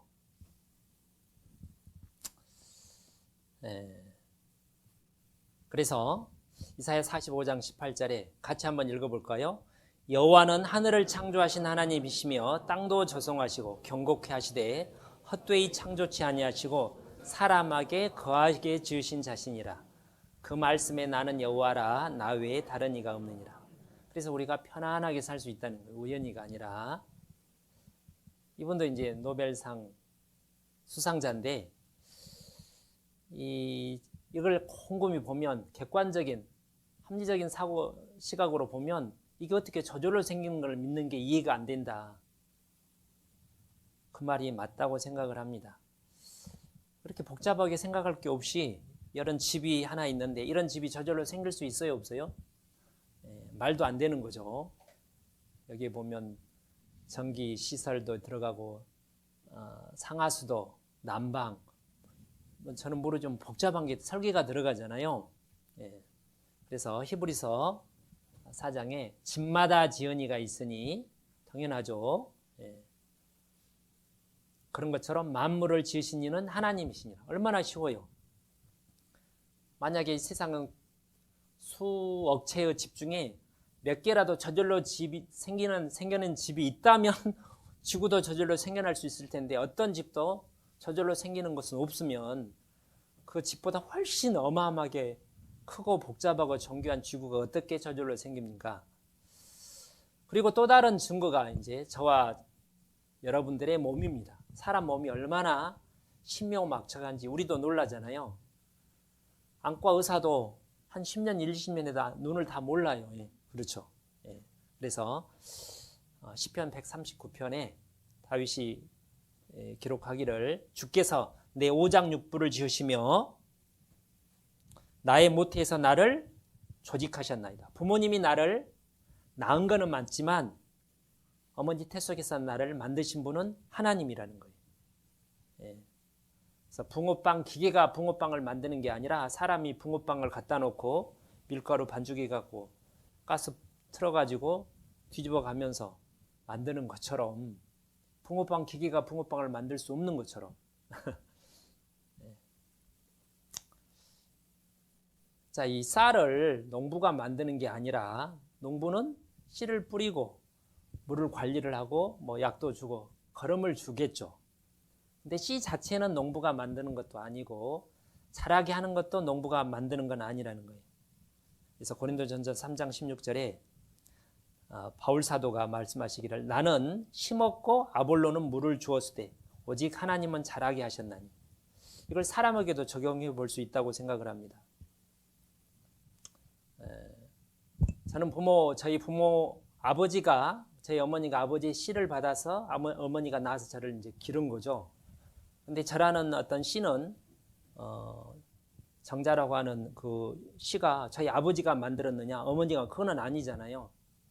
하나님이 아버지에게 저의 정자를 어머니에게 난자를 이렇게 넣어 주신 거죠. 그 안에 생명의 정보를 넣어 주시는 거고. 그리고 태어날 때 자라게 하는 것도 마찬가지입니다. 엄마가 막 저녁에 막 늘려요. 그래서 자랍니까? 그게 아니죠. 하나님이 나에게 주신 것들, 내 몸도, 내 마음도, 내 지혜도, 사람이 사고력, 생각하는 능력이 있잖아요. 이성이 있습니다. 하나님이 나에게 주신 것을 다 읽어보면 굉장히 길어요.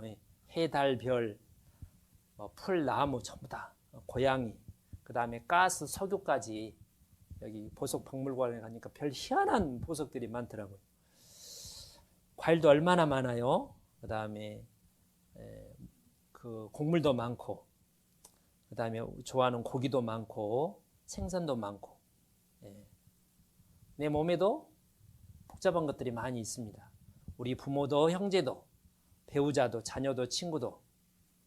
고린도서 4장 7절에 내게 있는 것 중에서 하나님께 받지 않은 것이 무엇이냐 한번 생각해 봐요. 내가 스스로 만든 게 뭐가 하나라도 있는지. 내 손가락, 내 손톱을 내가 만들었습니까? 곰곰이 생각해 보면 내가 만든 건 아무것도 없어요. 그래서 여기 우리가 하나님에 의해서 피조됐고 그분을 힘입어서 우리가 살고 있는 겁니다. 그분에게 감사를 해야 되죠. 그래서 이사야서 1장에 하나님께서 탄식하시기를 소도 그 주인을 누가 밥 주는지를 알고 나귀 미련한 나귀도 주인의 구유를 알건만은 왜 하나님 백성 이스라엘은 하나님을 알지 못하고 배반을 하느냐 탄식을 한 일이 있습니다. 누가 나를 낳고 길러주면 그 부모를 알고 제대로는 표를 못할지라도 알아보고 공경은 하고 인사는 해야 될 거 아닙니까? 만약에 나는 저절로 생겼다 부모 없이 그걸 그렇게 말하는 사람은 못된 사람이죠. 말이 안 되는 거잖아요. 이 세상은 또 참 아름답습니다. 그죠? 얼마나 아름다운지 좀 이따 보여드릴게요.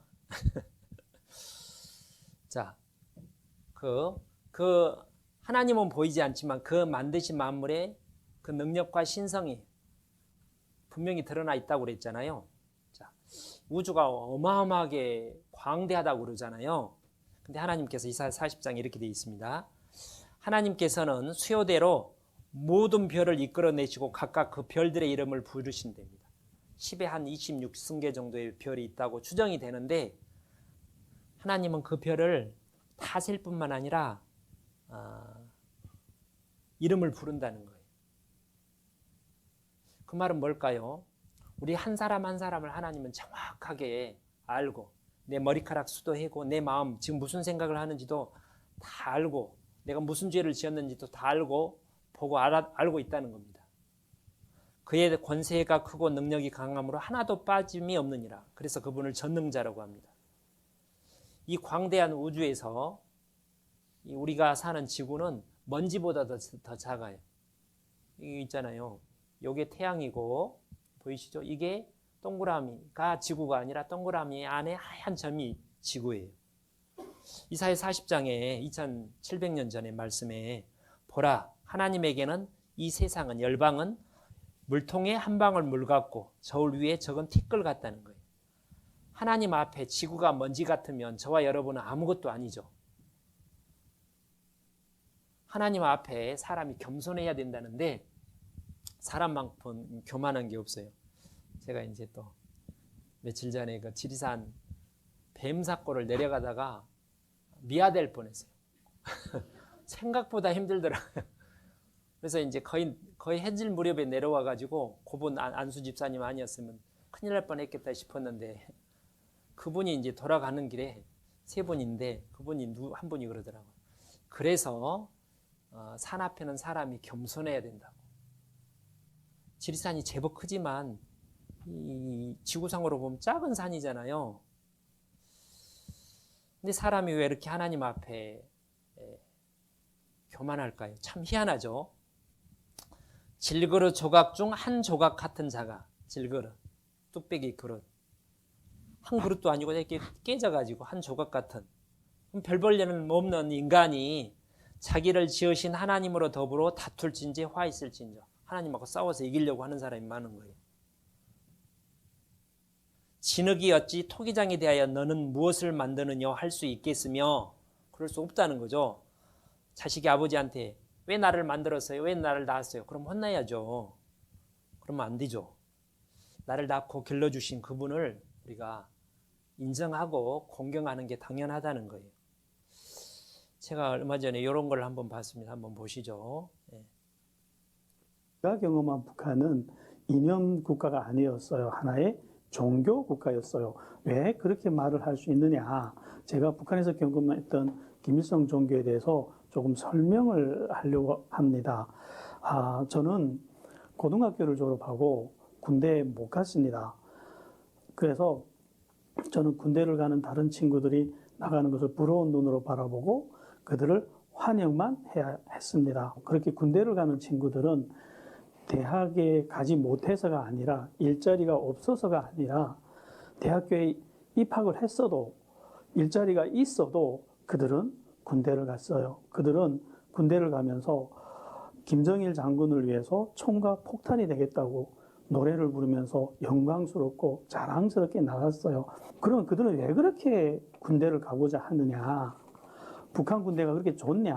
아닙니다. 북한 군대를 가면 북한 군대는 일단은 10년을 갔다 와야 돼요. 한국처럼 자주 이렇게 휴가를 나오는 군대도 아닙니다. 그렇게 10년이라는 청춘을 북한의 김정일 장군을 위해서 허비하고 소비하는 것을 우리는 영광으로 알았고 자랑으로 알았습니다. 그런데 그렇게 많은 사람들이 굶어 죽으면서 어느 누구도 김정일 장군을 원망하거나 불평하지 않았다는 거예요. 저도 그랬어요. 저희 집은 위로 2명의 누님이 굶어서 아사로 먼저 갔어요. 저도 굶어서 죽을 상황으로 내몰렸습니다. 그래서 중국으로 탈북을 했습니다. 그런데 중국에 탈북했더니 충격적인 사실을 만났죠. 중국 사람들은 김정일과 그의 아버지 김일성을 우리가 믿고 바라보는 것처럼 그렇게 존경하지도 않았고 믿지도 않았고 오히려 멸시하고 욕을 했다는 거예요. 북한 사람들이 보는 앞에서 김정일에 대해서 함부로 말했고 나라의 백성들을 굶겨 죽이는 저들을 비난했고 비판을 했습니다. 그럴 때 저는요 이성을 잃었어요. 그리고 그들과 싸우면서 우리 장군님을 모욕하지 말라고 목숨 걸고 싸울 기세로 그들과 싸웠다는 거예요. 근데 이건 저뿐만 아니었어요. 당시 탈북하던 대다수 북한 인민들이 이런 중국 사람들의 태도에 충격을 받았고 굉장한 슬픔에 잠겼다는 거예요. 그들은 그렇게 굶어 죽는 상황에서 탈북을 했어도 여전히 김정일 장군을 믿었고 사랑했고 충성했다는 겁니다. 그러면 북한의 김일성과 김정일은 어떻게 그렇게 절대자의 위치, 신의 자리까지 들어갈 수가 있었냐 하는 거예요. 북한 사람들은 바보였을까요? 아니요. 그들은 그렇게 생각할 수밖에 없는 거대한 힘, 어떤 장치 안에 갇혀서 살았기 때문에 그렇게 됐다는 거예요. 김일성과 김정일은 자기들을 경배하는 경배 시스템을 만들었습니다. 그 경배 시스템은 바로 배급 시스템이었어요. 배급 시스템은요, 먹을 것만 공급하는 시스템이 아니었어요. 저는 북한에서 어려서 태어나면서 유치원에 가면서부터 김일성의 선물을 받아 먹었어요. 어린아이들이 당연히 먹어야 될 사탕과 과자를 주면서 그들은 선물, 김일성의 선물이라는 이름으로 줬어요. 그리고 아이들 때부터 김일성과 김정일의 초상화에 경배하고 절을 하고 그 사탕 과자를 받아 먹게 했다는 거예요. 소학교를 가고 중학교를 가고 대학교를 가는 동안 내내 이것은 지속이 되었어요. 어떤 학교를 갈 때마다 김일성의 이름으로 교복이 최고급 브랜드로 공급이 되었고요. 학습장, 교과서, 연필까지 선물로 공급이 되었습니다. 대학교에 가면 등록금도 없어요. 다 김일성과 김정일의 은혜로 공짜로 공부할 수 있는 나라였어요. 한마디로 요람에서부터 무덤까지 인간의 생존에 필요한 모든 것을 김일성과 김정일의 선물로 이름으로 공급을 했다는 거예요. 그것이 북한의 배급 시스템이었어요. 이것이 신앙을 만들었다는 겁니다. 이 고난의 행군을 통해서 김일성과 김정일이 우리에게 먹을 것과 입을 것을 주지 못하는 존재라는 것을 알게 됐고요. 그것을 넘어서 인민을 사랑하는 존재도 아니란 것도 알게 됐고요. 인민을 한없이 약탈하고 착취하는 악마와 같은 인간이라는 걸 북한 사람들은 알게 됐어요. 제가 우연히 좀 긴 1시간 분량을 편집 5분으로 했는데 무슨 생각이 들으십니까? 물론 속아서 그렇지만 아니 그 인간을 위해서도 그렇게 사랑하고 충성을 하는데 사실도 아니면서 나에게 나의 생명과 내 몸 모든 부모 자식 모든 것을 공짜로 다 지금까지 은혜로 주신 하나님을 왜 사람들은 그렇게 하나님을 싫어할까 참 이해할 수가 없다는 거예요. 뭐라고 설명하겠습니까? 그래서 인간을 죄인이라고 성경은 얘기합니다. 그걸 생각해 보기 위해서 한번 소개를 했고요. 잠깐 5분 정도 쉬도록 하겠습니다.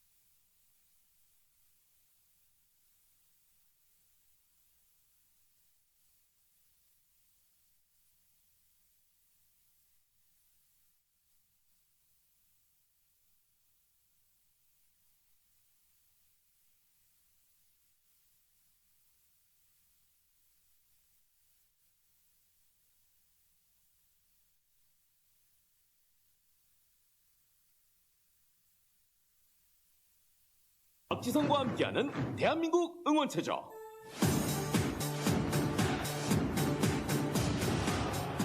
안녕하세요. 박지성입니다. 여러분 준비되셨나요?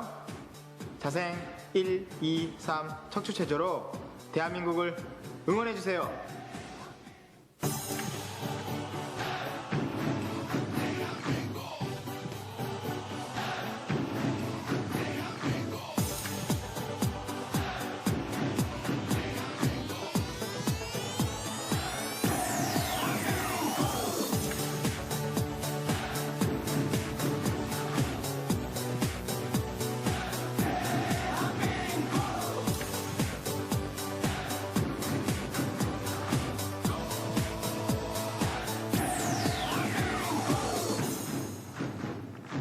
한 번 더. 하나, 둘, 셋, 넷, 다섯, 여섯, 일곱, 여덟. 하나, 둘, 셋, 넷, 다섯, 여섯, 일곱, 여덟. 하나, 둘, 셋, 넷, 다섯, 여섯, 일곱, 여덟. 하나, 둘, 셋, 넷, 다섯, 여섯, 일곱, 여덟. 자, 시작해볼까요?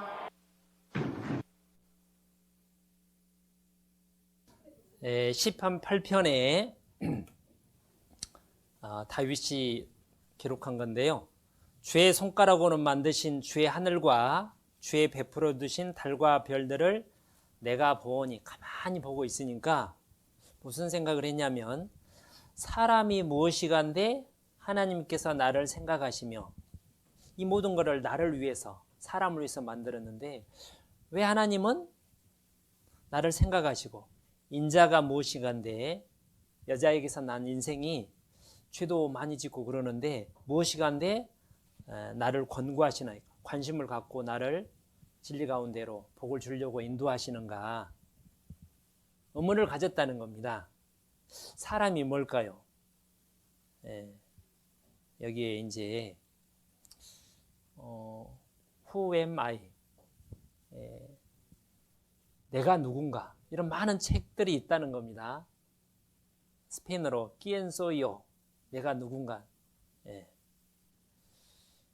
이분도 그걸 관심을 가져요. 무소유의 구도자 법정. 그 스스로 한 조각 구름이 쓰러지듯 자연으로 돌아. 훌륭한 분이죠. 존경받는 분입니다. 받았던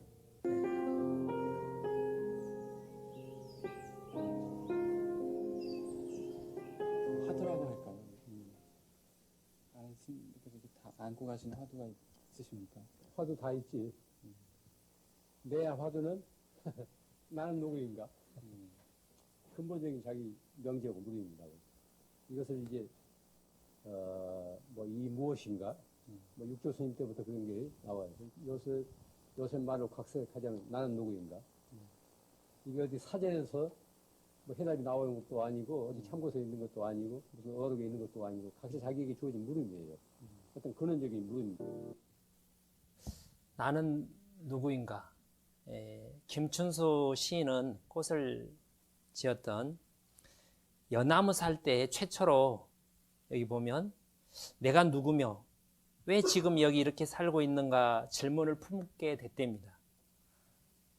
저는 내가 누구냐? 한 8살 때 내가 누구지?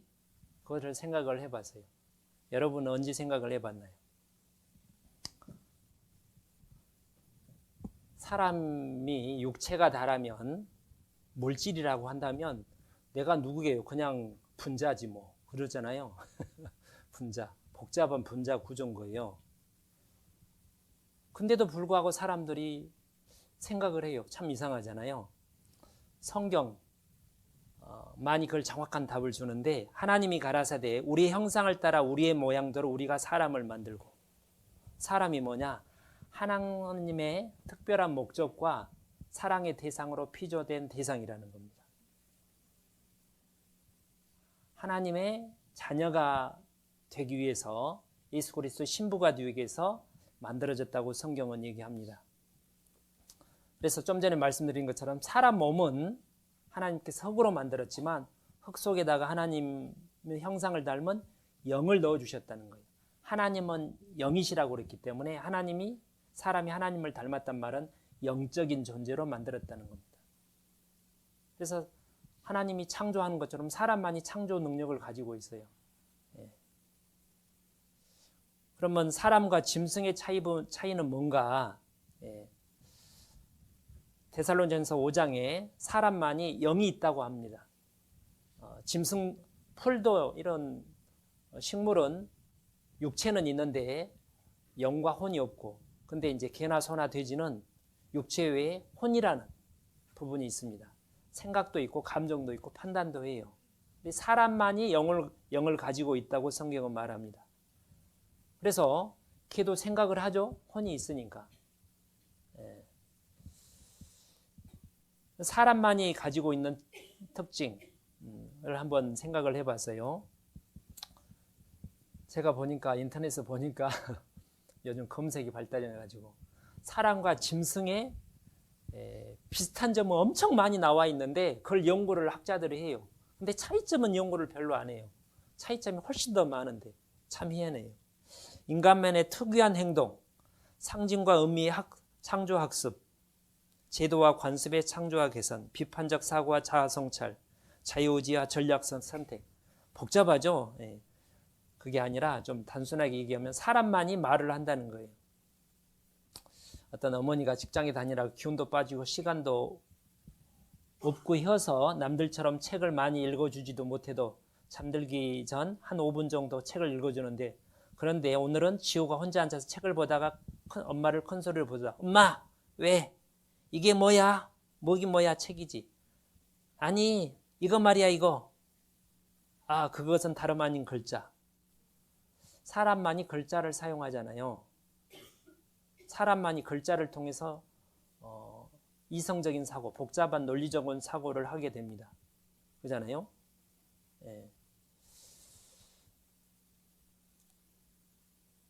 사람만이 결혼을 하고요, 약혼을 하고 돌잔치를 장례식을 해요. 다른 어떤 동물도 그렇게 하는 동물은 없습니다. 그래서 여기 이제 초등학교 교과서에 이렇게 나와 있어요. 공통점은 잔다, 먹는다, 싸운다, 성적 행위를 한다, 소리를 지른다. 차이점은 차가 있다, 공부를 한다, 회사가 있다, 영화를 본다, 하지 말라는 게 많다.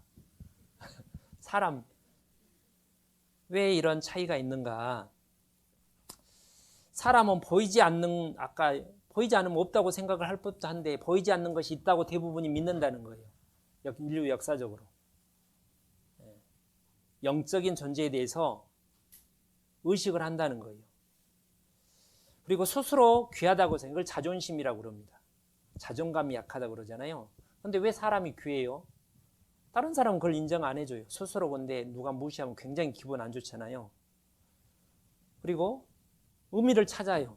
내가 왜 생겼을까부터 시작해가지고 자기 족보도 찾고, 우리 민족의 뿌리가 어떻고, 여기 오니까 이게 마한의 역사가 어떻고, 그 다음에 백제의 역사가 어떻고, 그게 우리하고 무슨 상관이에요? 어떻게 보면. 근데 관심을 가져요. 우지가 어떻고 하고 뭔가를 찾으려고 그래요. 자기 자신을 알기 위한 방법이라고 생각합니다. 수천 년 동안 인류 역사상 인간에 대해서 연구를 하고 학문을 해왔는데 인간이 뭔지 아직도 몰라요. 인간 아니라 자기 자신도 자기가 몰라요. 평생 살면서. 그잖아요. 알아요, 여러분 자신에 대해서? 아들도 배우자도 부모도 잘 모르잖아요. 그냥 이게 육체가 다라면, 복잡한 물질이라면 이렇게 복잡할 리가 없다는 거예요. 그러니까 육체가 아닌 다른 영적인 영혼이 있는 게 분명하다는 겁니다. 동몽선습에 이 천지지간 만밀지중의 유인 최기, 모든 것 중에 사람이 왜 가장 왜 귀한지, 영혼이 없다면 사람이 왜 소보다 더 귀한지 설명하기 어려워요. 지능이 좀 높은 거 왜 그 지능이 없으면 안 귀합니까? 이거는 현대 심리학 이론에서도 나온 겁니다. 사람은 존중받고자 하는 욕구가 있고 자아를 실현하고자 하는 욕구가 있다는 거예요. 그 다음에 거의 모든 사람은 종교를 믿건 안 믿건 영혼이 있을 것 같다는 느낌을 갖습니다. 그걸 왜 그럴까 제가 생각해 보니까 로마서 7장에 바울사도의 간증입니다. 나의 행하는 것을 내가 알지 못하니, 내가 행하는 걸 왜 내가 모르죠? 원하는 이것은 행하지 않고 도리어 미워하는 그것을 행함이라. 육체가 원하는 게 있고 육체 외에 내 양심, 영혼이 원하는 게 있다는 거예요. 그걸 통해서 사람은 사춘기 때 내 안에 진짜 내가 있다는 것을 저절로 안다는 거예요. 그게 영혼입니다.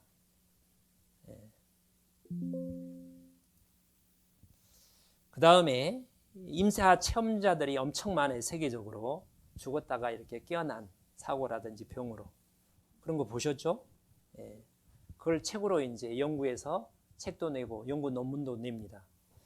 예수님도 죽은 사람을 3번 살렸는데 야율의 딸이 금방 죽었는데 예수님이 가가지고 잔다고 표현을 해서요. 아이야 일어나라 하니까 죽은 아이의 영혼이 돌아와서 곧 일어나서 먹었습니다. 그래서 성경에서 죽음이라는 건 육체에서 영혼이 빠져나가는 게 죽음이고 다시 돌아오면 산다는 거예요. 그런 체험들이 많이 있습니다. 그래서 사람 몸은 식욕, 생식욕, 수면력이 있고요. 사람의 혼은 생각하고 감정, 의지가 있는데 사람의 영은 3가지 속성을 가지고 있는데 첫째는 양심. 사람은 너 양심도 없냐? 그럼 기분 나쁘죠. 양심이 다 있습니다. 우리나라 대한민국 헌법에 양심에 따라 정직하게 선서 증인이 설 것을 다짐한답니다. 선악을 구별해요. 그래서 옳은지 부당한 대우를 받으면 분노하게 됩니다. 억울하게 생각하고 이건 옳지 못한 거야. 왜 그걸 옳고 그름을 따진다는 거예요. 옳고 그름이 뭐냐는 거는 다르지만 아무튼 옳고 그름을 사람만이 따져요. 죄를 지으면 죄책감을 가지고 있습니다. 그래서 사람만이 제사를 지내는 거예요. 왜 제사 지내요? 죄가 있으니까 죄를 용서받고 싶어서. 그래서 신을 섬긴든지 뭐 조왕신을 섬기든지 추수감사제를 하든지 사람만이 죄를 용서받기 위한 어떤 종교 행위를 사람만이 한다는 거예요. 사람만이 기도를 해요. 기도하고 종교 행위를 하는 어떤 동물도 없다는 겁니다. 왜냐하면 영혼이 있기 때문에.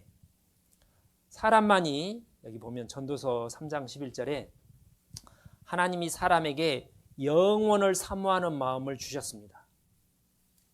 그래서 사람은 죽기 싫은 거예요. 영원히 살고 싶은데 죽으니까 죽기 싫은 거죠. 사모하는 것에는 대상이 있는 거예요. 목이 마른 거는 물이 있다는 증거입니다. 목은 마른데 물이 없으면 얼마나 괴롭겠습니까? 그렇죠? 하기를 배가 고픈 거는 먹을 게 있다는 증거죠. 아이들이 엄마 젖을 찾는데 엄마 젖이 없어봐요. 얼마나 답답하겠습니까? 왜 사람이 영혼을 사모하는가? 100년 안짝저짝 100년도 살기 어려운 사람이 참 희한하죠. 하나님이 영원한 것을 보이지 않는 찾도록 하기 위해서 그 마음을 주셨다는 겁니다. 이 세상 모든 것에는 기한이 있고 그 모든 목적이 이룰 때가 있나니 날 때가 있고 죽을 때가 있고 당연하죠. 울 때가 있고 웃을 때가 있고 슬퍼할 때가 있고 춤출 때가 있고 사랑할 때가 있고 미워할 때가 있고 전쟁할 때가 있고 평화할 때가 있고 늙을 때가 있고 젊을 때가 있고 그래서 우리가 항상 웃고 항상 춤추고 항상 사랑하고 항상 평화하고 항상 건강하고 젊었으면 좋겠는데 세상에는 낮이 있지만 밤이 있는 것처럼 여름이 있으면 겨울이 있는 것처럼 빛이 있으면 어둠이 있는 것처럼 삶이 있으면 죽음이 있고 뭐 짝이 있잖아요. 이 세상이 완벽하지 않다는 겁니다. 그래서 영원히 젊고 건강하고 영원히 행복한 그런 것이 있으면 참 좋겠죠. 근데 세상에 그런 게 어디가 있어요? 없죠. 근데 그걸 알면서 사람은 그걸 찾아요. 추구를 해요. 모든 사람들은 그걸 추구를 합니다. 왜냐하면 하나님께서 우리에게 우리 영 속에 영혼을 사모하는 마음을 주셨기 때문에 또 사람에게 영혼을 사모하는 마음을 주셨느니라. 진시 황제만 영원히 살고 싶은 게 아니라 파라오도 그랬고요. 김일성이도 오래오래 살고 싶었는데 80 몇 살에 죽었죠. 그런 유인뿐만 아니라 평범한 사람도 더 오래오래 살고 싶어요. 112회 112살 먹은 할아버지께서 영원히 살고 싶다. 그래서 병원에서 중환자실에 자살해 죽은 사람 아무도 없어요. 그잖아요. 어떻게 하루라도 더 살려고 그러지. 자살해서 홧김에 죽는 사람이 있지만 자살하기 전에 메시지를 문자를 보낸다고 그러잖아요. 나 좀 살려줘, 그런 말입니다. 네. 그래서 성경에는 하나님을 알 만한 것이 사람 속에 있다는 그 영적인 영혼입니다. 사람은 영적인 존재라는 거예요. 영혼이 있다는 말은 영원한 세상이 있다는 말이고 그 영혼을 만든 존재가 있다는 거잖아요. 예. 하나님이 나를 만든 목적, 아까 하나님 형상대로 하나님의 목적을 위해서 만들었다고 되어 있는데 여기에 보면 창세기 1장 27절에 하나님이 자기 형상, 하나님의 형상대로 영적인 존재로 사람을 창조했는데 남자와 여자를 창조했답니다. 남자와 여자는 어떤 관계예요? 왼수지간이 아니라 사랑의 관계로, 사랑의 짝으로. 하나님의 본질이 하나님은 사랑이시기 때문에 사랑의 대상으로. 왜 자녀를 낳아요? 사랑을 주고받기 위해서. 왜 결혼합니까? 사랑을 주고받기 위해서. 그 가운데 행복을 느끼는 거예요. 그래서 성경에는 너를 지으신 자는 내 남편이시라. 그 이름은 만군의 여호와시며 하나님이 우리 남편이 되고 싶다는 거예요. 그리고 천사는 절대 하나님의 자녀, 예수 그리스도의 신부가 될 수 없는데 신부름꾼인데 우리를 자녀로 삼을 뿐만 아니라 하나님은 왕이기 때문에 우리를 왕자로 삼는다는 거예요. 하나님은 왕 중의 왕이고 우리는 작은 왕입니다. 세세토록 우주 만물과 천사까지 다스린다고 되어 있어요. 그래서 나는 여호와 보시기에 우리 부모님뿐만 아니라 하나님 보시기에 나는 너무나 귀하다는 거예요. 그래서 한 사람의 생명이 천하보다 귀하다, 이 지구보다 더 귀하다는 말이 가능한 거죠. 내가 그렇게 하고 싶은 게 아니라 하나님은 그렇게 말씀하신 거예요. 내가 얼마나 귀한지 알려면 하나님을 알고 나와의 관계를 알면 내가 얼마나 귀한지 알 수 있는 겁니다. 왜 아이들이 자존감이 떨어져요? 부모가 자기를 얼마나 사랑하는지 잘 모르면 그런 문제가 생기는 것처럼. 그잖아요. 그래서 모든 사람은 왕자, 여자분들은 공주가 되고 싶잖아요. 그죠? 이게 영국 돌아가신 엘리자베스 여왕 젊었을 때 사진인데 세계적인 유명한 사람들이잖아요. 잠깐이에요, 잠깐. 그래서 인생의 목적은 뭐냐?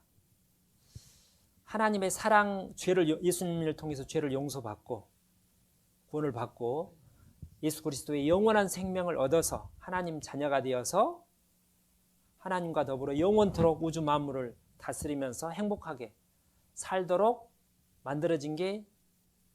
지어진 게 저와 여러분이라는 겁니다. 그러니까 사람이 뭘 해도 지구를 다 정복하더라도 절대 만족이 없는 겁니다. 뭐니 해도 돈이 최고라고 대학생들도 그렇고 초등학생들도 그렇게 하는데 이제 금방 곧 마음에 그것 때문에 얼마나 인생에 많은 아픔을 경험하게 될까요? 돈이 목적이라면. 이제 돈이 없어지면 부부도 이혼하고 형제간들도 관계도 깨지고 그런 일이 비참한 일이 일어나는 겁니다. 돈이 성경이 필요 없다고 안 했어요. 필요하는데 그게 나의 영혼의 만족을 주지 못한다는 거죠.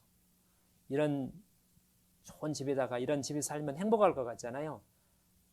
우리 육체는 행복하지만 이 작은 공만한 이 마음이 만족이 안 된다는 거예요.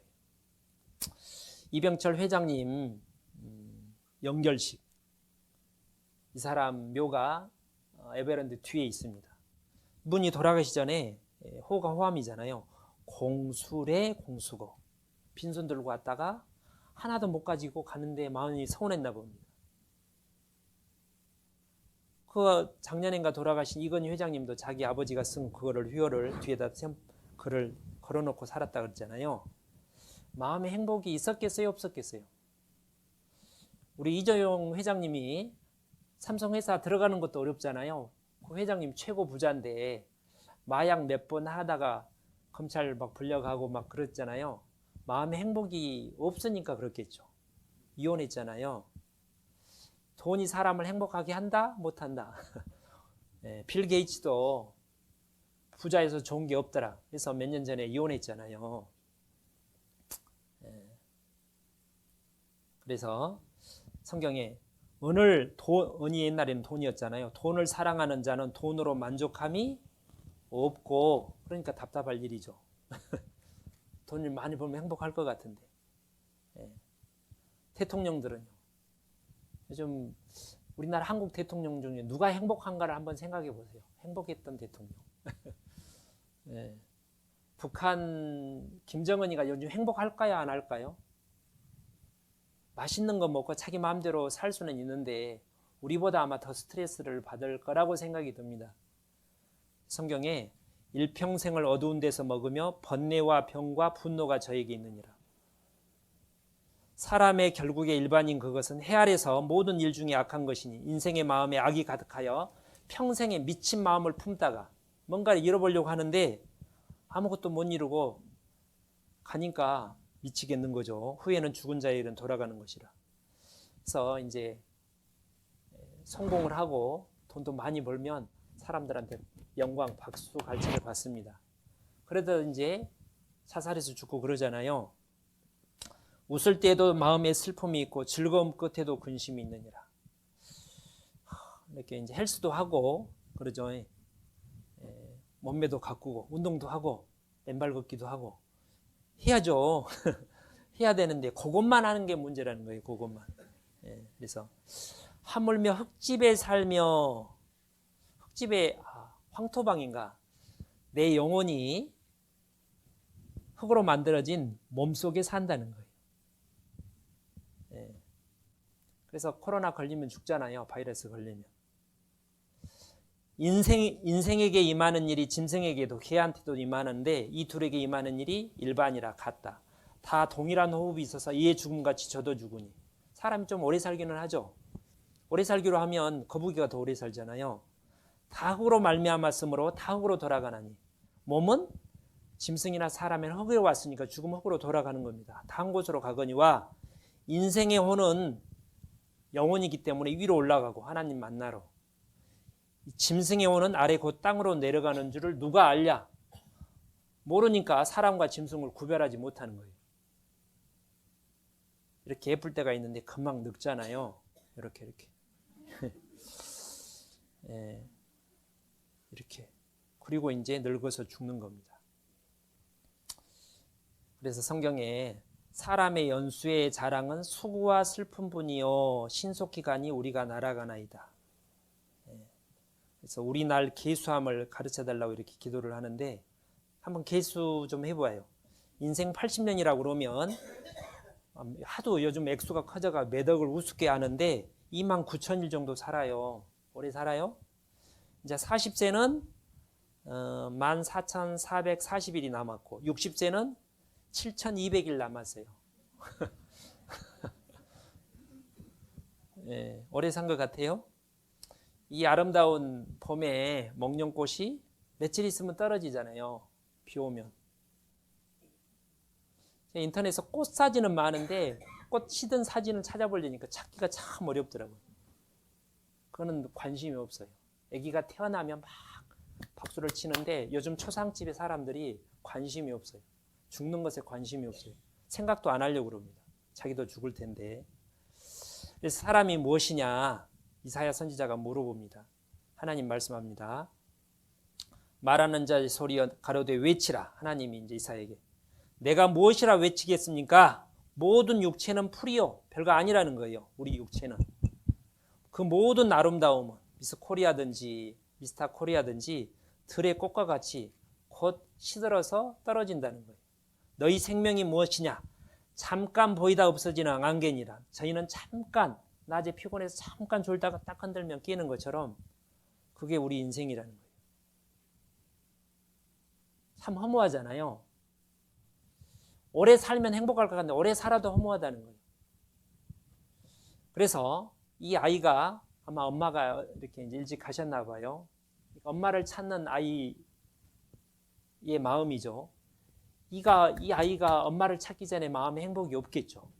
그런 것처럼 우리 영혼은 나를 만드신 하나님 형상대로 나를 만드신 하나님을 만나서 모든 죄를 예수님을 통해서 용서받고 영생을 얻기 전까지는, 영원한 사랑을 받기 전까지는 절대로 만족이 없다는 거예요. 예. 어떤 사람은 아들도 없고 형제도 없으니 아무도 없이 홀로 있으나 수고하기를 맞이 아니하며 부를 눈에 족하게 여기지 아니하면서도 이르기를 내가 누구를 위하여 수고하고 내 심령으로 낙을 누리지 못하게 하는 거 하나니 이것도 헛되어 무익한 노고로다. 제가 이거 아니네. 이게 좀 한 달 전쯤에요. 한참 더울 때 7월 말쯤에 제가 여기 그 파출소 앞에 지나다가 어떤 할아버지가 리어커를 끌고 가는 거 아시죠? 그런 걸 일부러 내가 몰래, 이게 불법인데 찍었어요. 이게 연결이 안 됐는데 그 더위에 가만히 있어 땀 날 때요. 그분이 제가 들었는데 그렇게 가난한 분이 아니라면서요. 왜 저렇게 하실까? 제가 뭐 물어보지는 않았습니다. 왜 그렇게 할까요? 먹고 살려고 그런 것도 아닌데 먹을만 하다는데 참 희한하잖아요. 이 돼지가 잠시 후에 제 손에 죽었어요. 한 5만 원에 제가 사가지고 그랬잖아요. 멕시코에서 싸게 샀죠. 그래서 이제 청년의 야외 간식으로 사용을 했는데 이렇게 예. 김용옥이라는 이런 사람이 좀 제법 똑똑한 사람이 있는데 그 딸이 우연히 알기는 김미루라고 행위예술을 하는 사람이래요. 여기 보이세요, 여기? 그래서 나는 돼지가 되고 싶다. 어떤 의도로 하는지 제가 알지는 못해요. 인간이 마음에 안 들다는 의미로 여겨집니다. 예. 성경에는 진주를 돼지 앞에 던지지 말래요. 냄새를 맡다가 이게 뭐 썩은 감자가 아니라고 밟아버릴 거 아니에요. 그러죠? 돼지니까. 정규에 처하나 깨닫지 못하는 사람은 내가 왜 이 세상에 태어났는지 하나님과 나와 무슨 관계가 있는지를 깨닫지 못하고 죽은 사람은 멸망하는 짐승 같다는 거예요. 짐승보다 못해요. 짐승은 죽으면 심판이 없어요. 양심이 없으니까. 그런데 사람은 심판이 있습니다. 사람은 먹고 살기 위해서 태어난 게 아니라는 거예요. 네. 진화론 자들은 나는 원자다 그거예요. 그러니까 없어지니까 살았을 때 마음대로 신나게 살다가 죽으면 끝이지. 그렇죠. 세상이 다라면 그게 맞죠. 성경에는 속지 말라. 악한 동무들은 선한 행실을 더럽히나니 죽음 뒤에 심판이 있다고 얘기를 합니다. 그래서 이 중광스님 벌써 한 10년도 넘었는데 괜히 왔다 간다. 인생은 10원짜리다. 별거 아니라는 거예요. 몸이 다라면 그 말이 맞습니다. 진리를 알지니 진리가 너희를 자유케 하리라. 그래서 제가 가끔 제 얘기하잖아요. 진리가 뭐냐? 제가 생각하는 진리는 죽음 앞에 섰을 때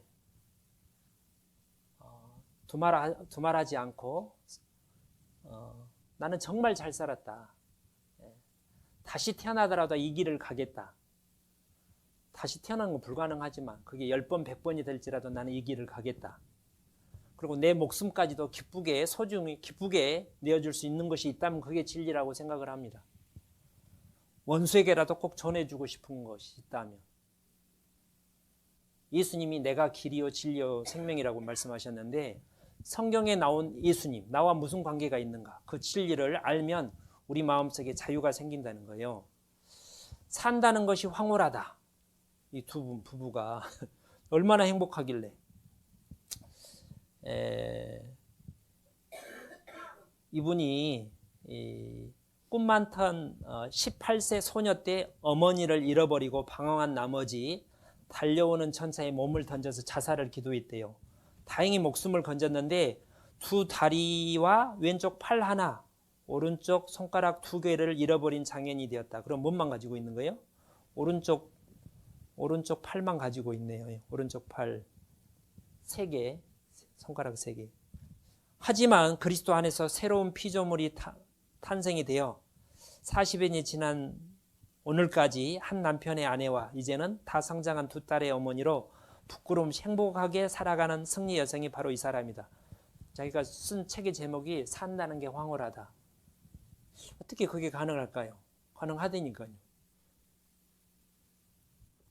그래서 처음에 같이 읽었죠. 사람의 해 아래서 수고하는 모든 수고가 자기에게 무엇이 유익하냐. 일평생에 근심하며 수고하는 것이 슬픔뿐이라. 그 마음이 밤에도 쉬지 못하느니 이것도 헛되도다. 근데 그 다음에 있습니다. 그 다음에 24절에 사람이 먹고 마시며 수고하는 가운데서 심령으로 낙을 누리게 하는 것보다 나은 것이 없나니. 심령의 낙이 있다는 거예요. 육체의 낙이 있지만 영혼의 낙. 그거는 영혼을 만드신 영원하신 하나님께로만 받을 수 있는 겁니다. 제가 생명에 대해서 책을 구별하지 못한 봉사 말고요. 시각장애인 말고 색을 구별하지 못한 생명이죠. 생명 맞죠? 요즘 최근에 이렇게 생명을 보정하는 그런 특수 안경이 이렇게 비싸지만 개발이 됐나 봐요. 그걸 쓰고 무슨 반응을 보이는지 한번 보시죠.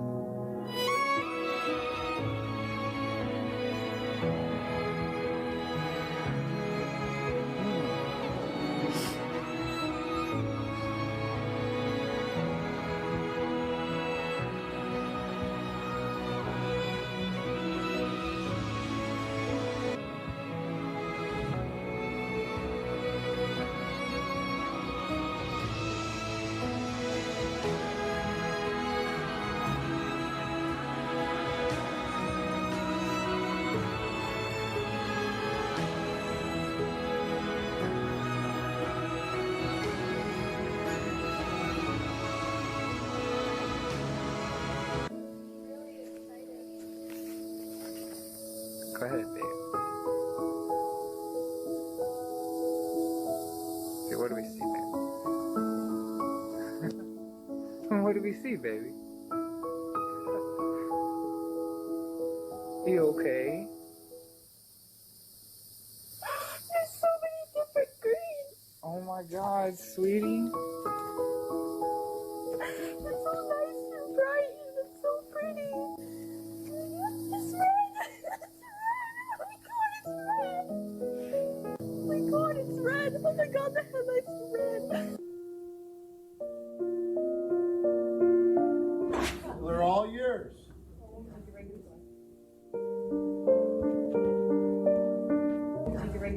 Okay, they're all yours. Let's see what it does.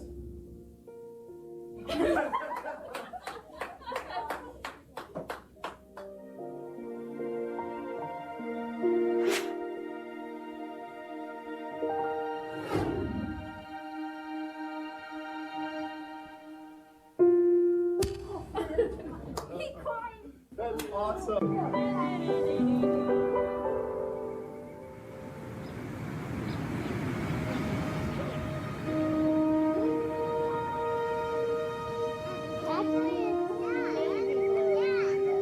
Is it really different?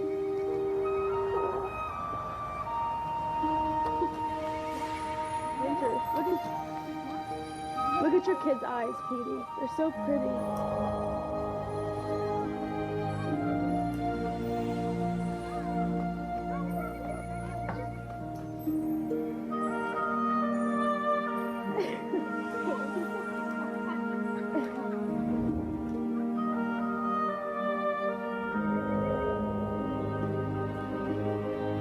That's super overwhelming. I bet.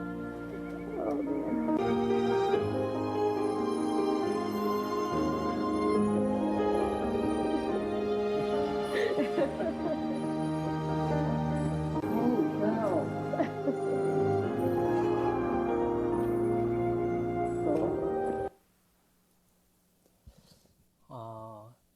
시력이 없다가 시력을 되찾는 것도 아니고 볼 수는 있는데 온전히 못 보다가 책을 보면서 공통적으로 제가 이제 인터넷에서 검색해 보니까 울더라고요. 왜 울 것 같아요?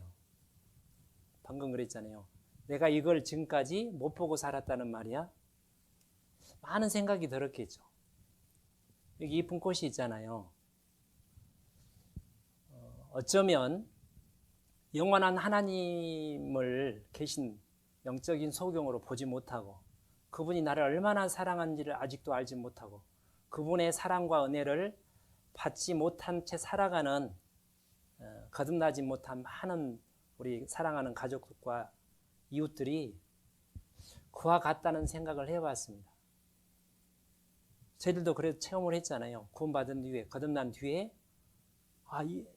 제가 눈이 올 때 광주에서 첫눈이 올 때 첫눈이 그렇게 아름답게 보였습니다.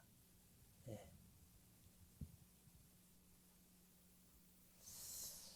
성공한 인생, 성공한 아버지를 뒀으면 성공, 10대 학벌이 좋으면 성공, 좋은 직장에 다니면 성공, 30대, 40대 2차 쏠 수 있으면 성공, 50대 공부 잘하는 자녀 있으면 성공, 아직 돈 벌고 있으면 성공, 70대 건강하면 성공, 80대 번처가 밥 차려주면 성공, 90대 전화 오는 사람 있으면 성공, 100세 아침에 눈 뜨면 성공.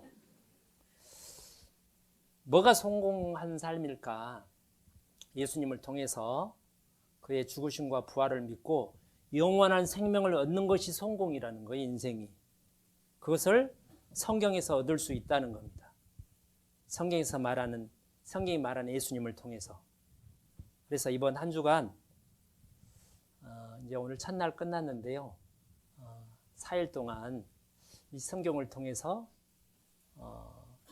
하나님과 그의 아들 예수 그리스도와 나와 무슨 상관이 있는지, 정말 하나님이 계신지, 어떻게 하면 거듭날 수 있는지 그 부분을 성경을 통해서 답을 알고 우리가 모두 하나님 우리 주고자 하는 놀라운 은혜와 축복을 누리는 사람이 되기를 원합니다. 기도하겠습니다.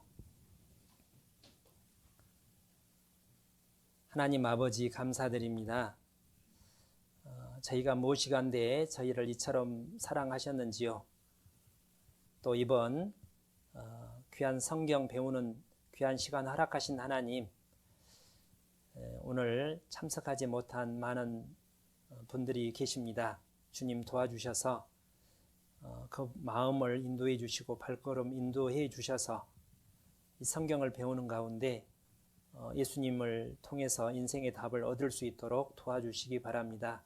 하나님, 간절한 마음으로 우리 함께 기도하기를 원합니다. 도와주옵소서. 고마우신 구주 예수님 이름으로 기도 올립니다. 아멘.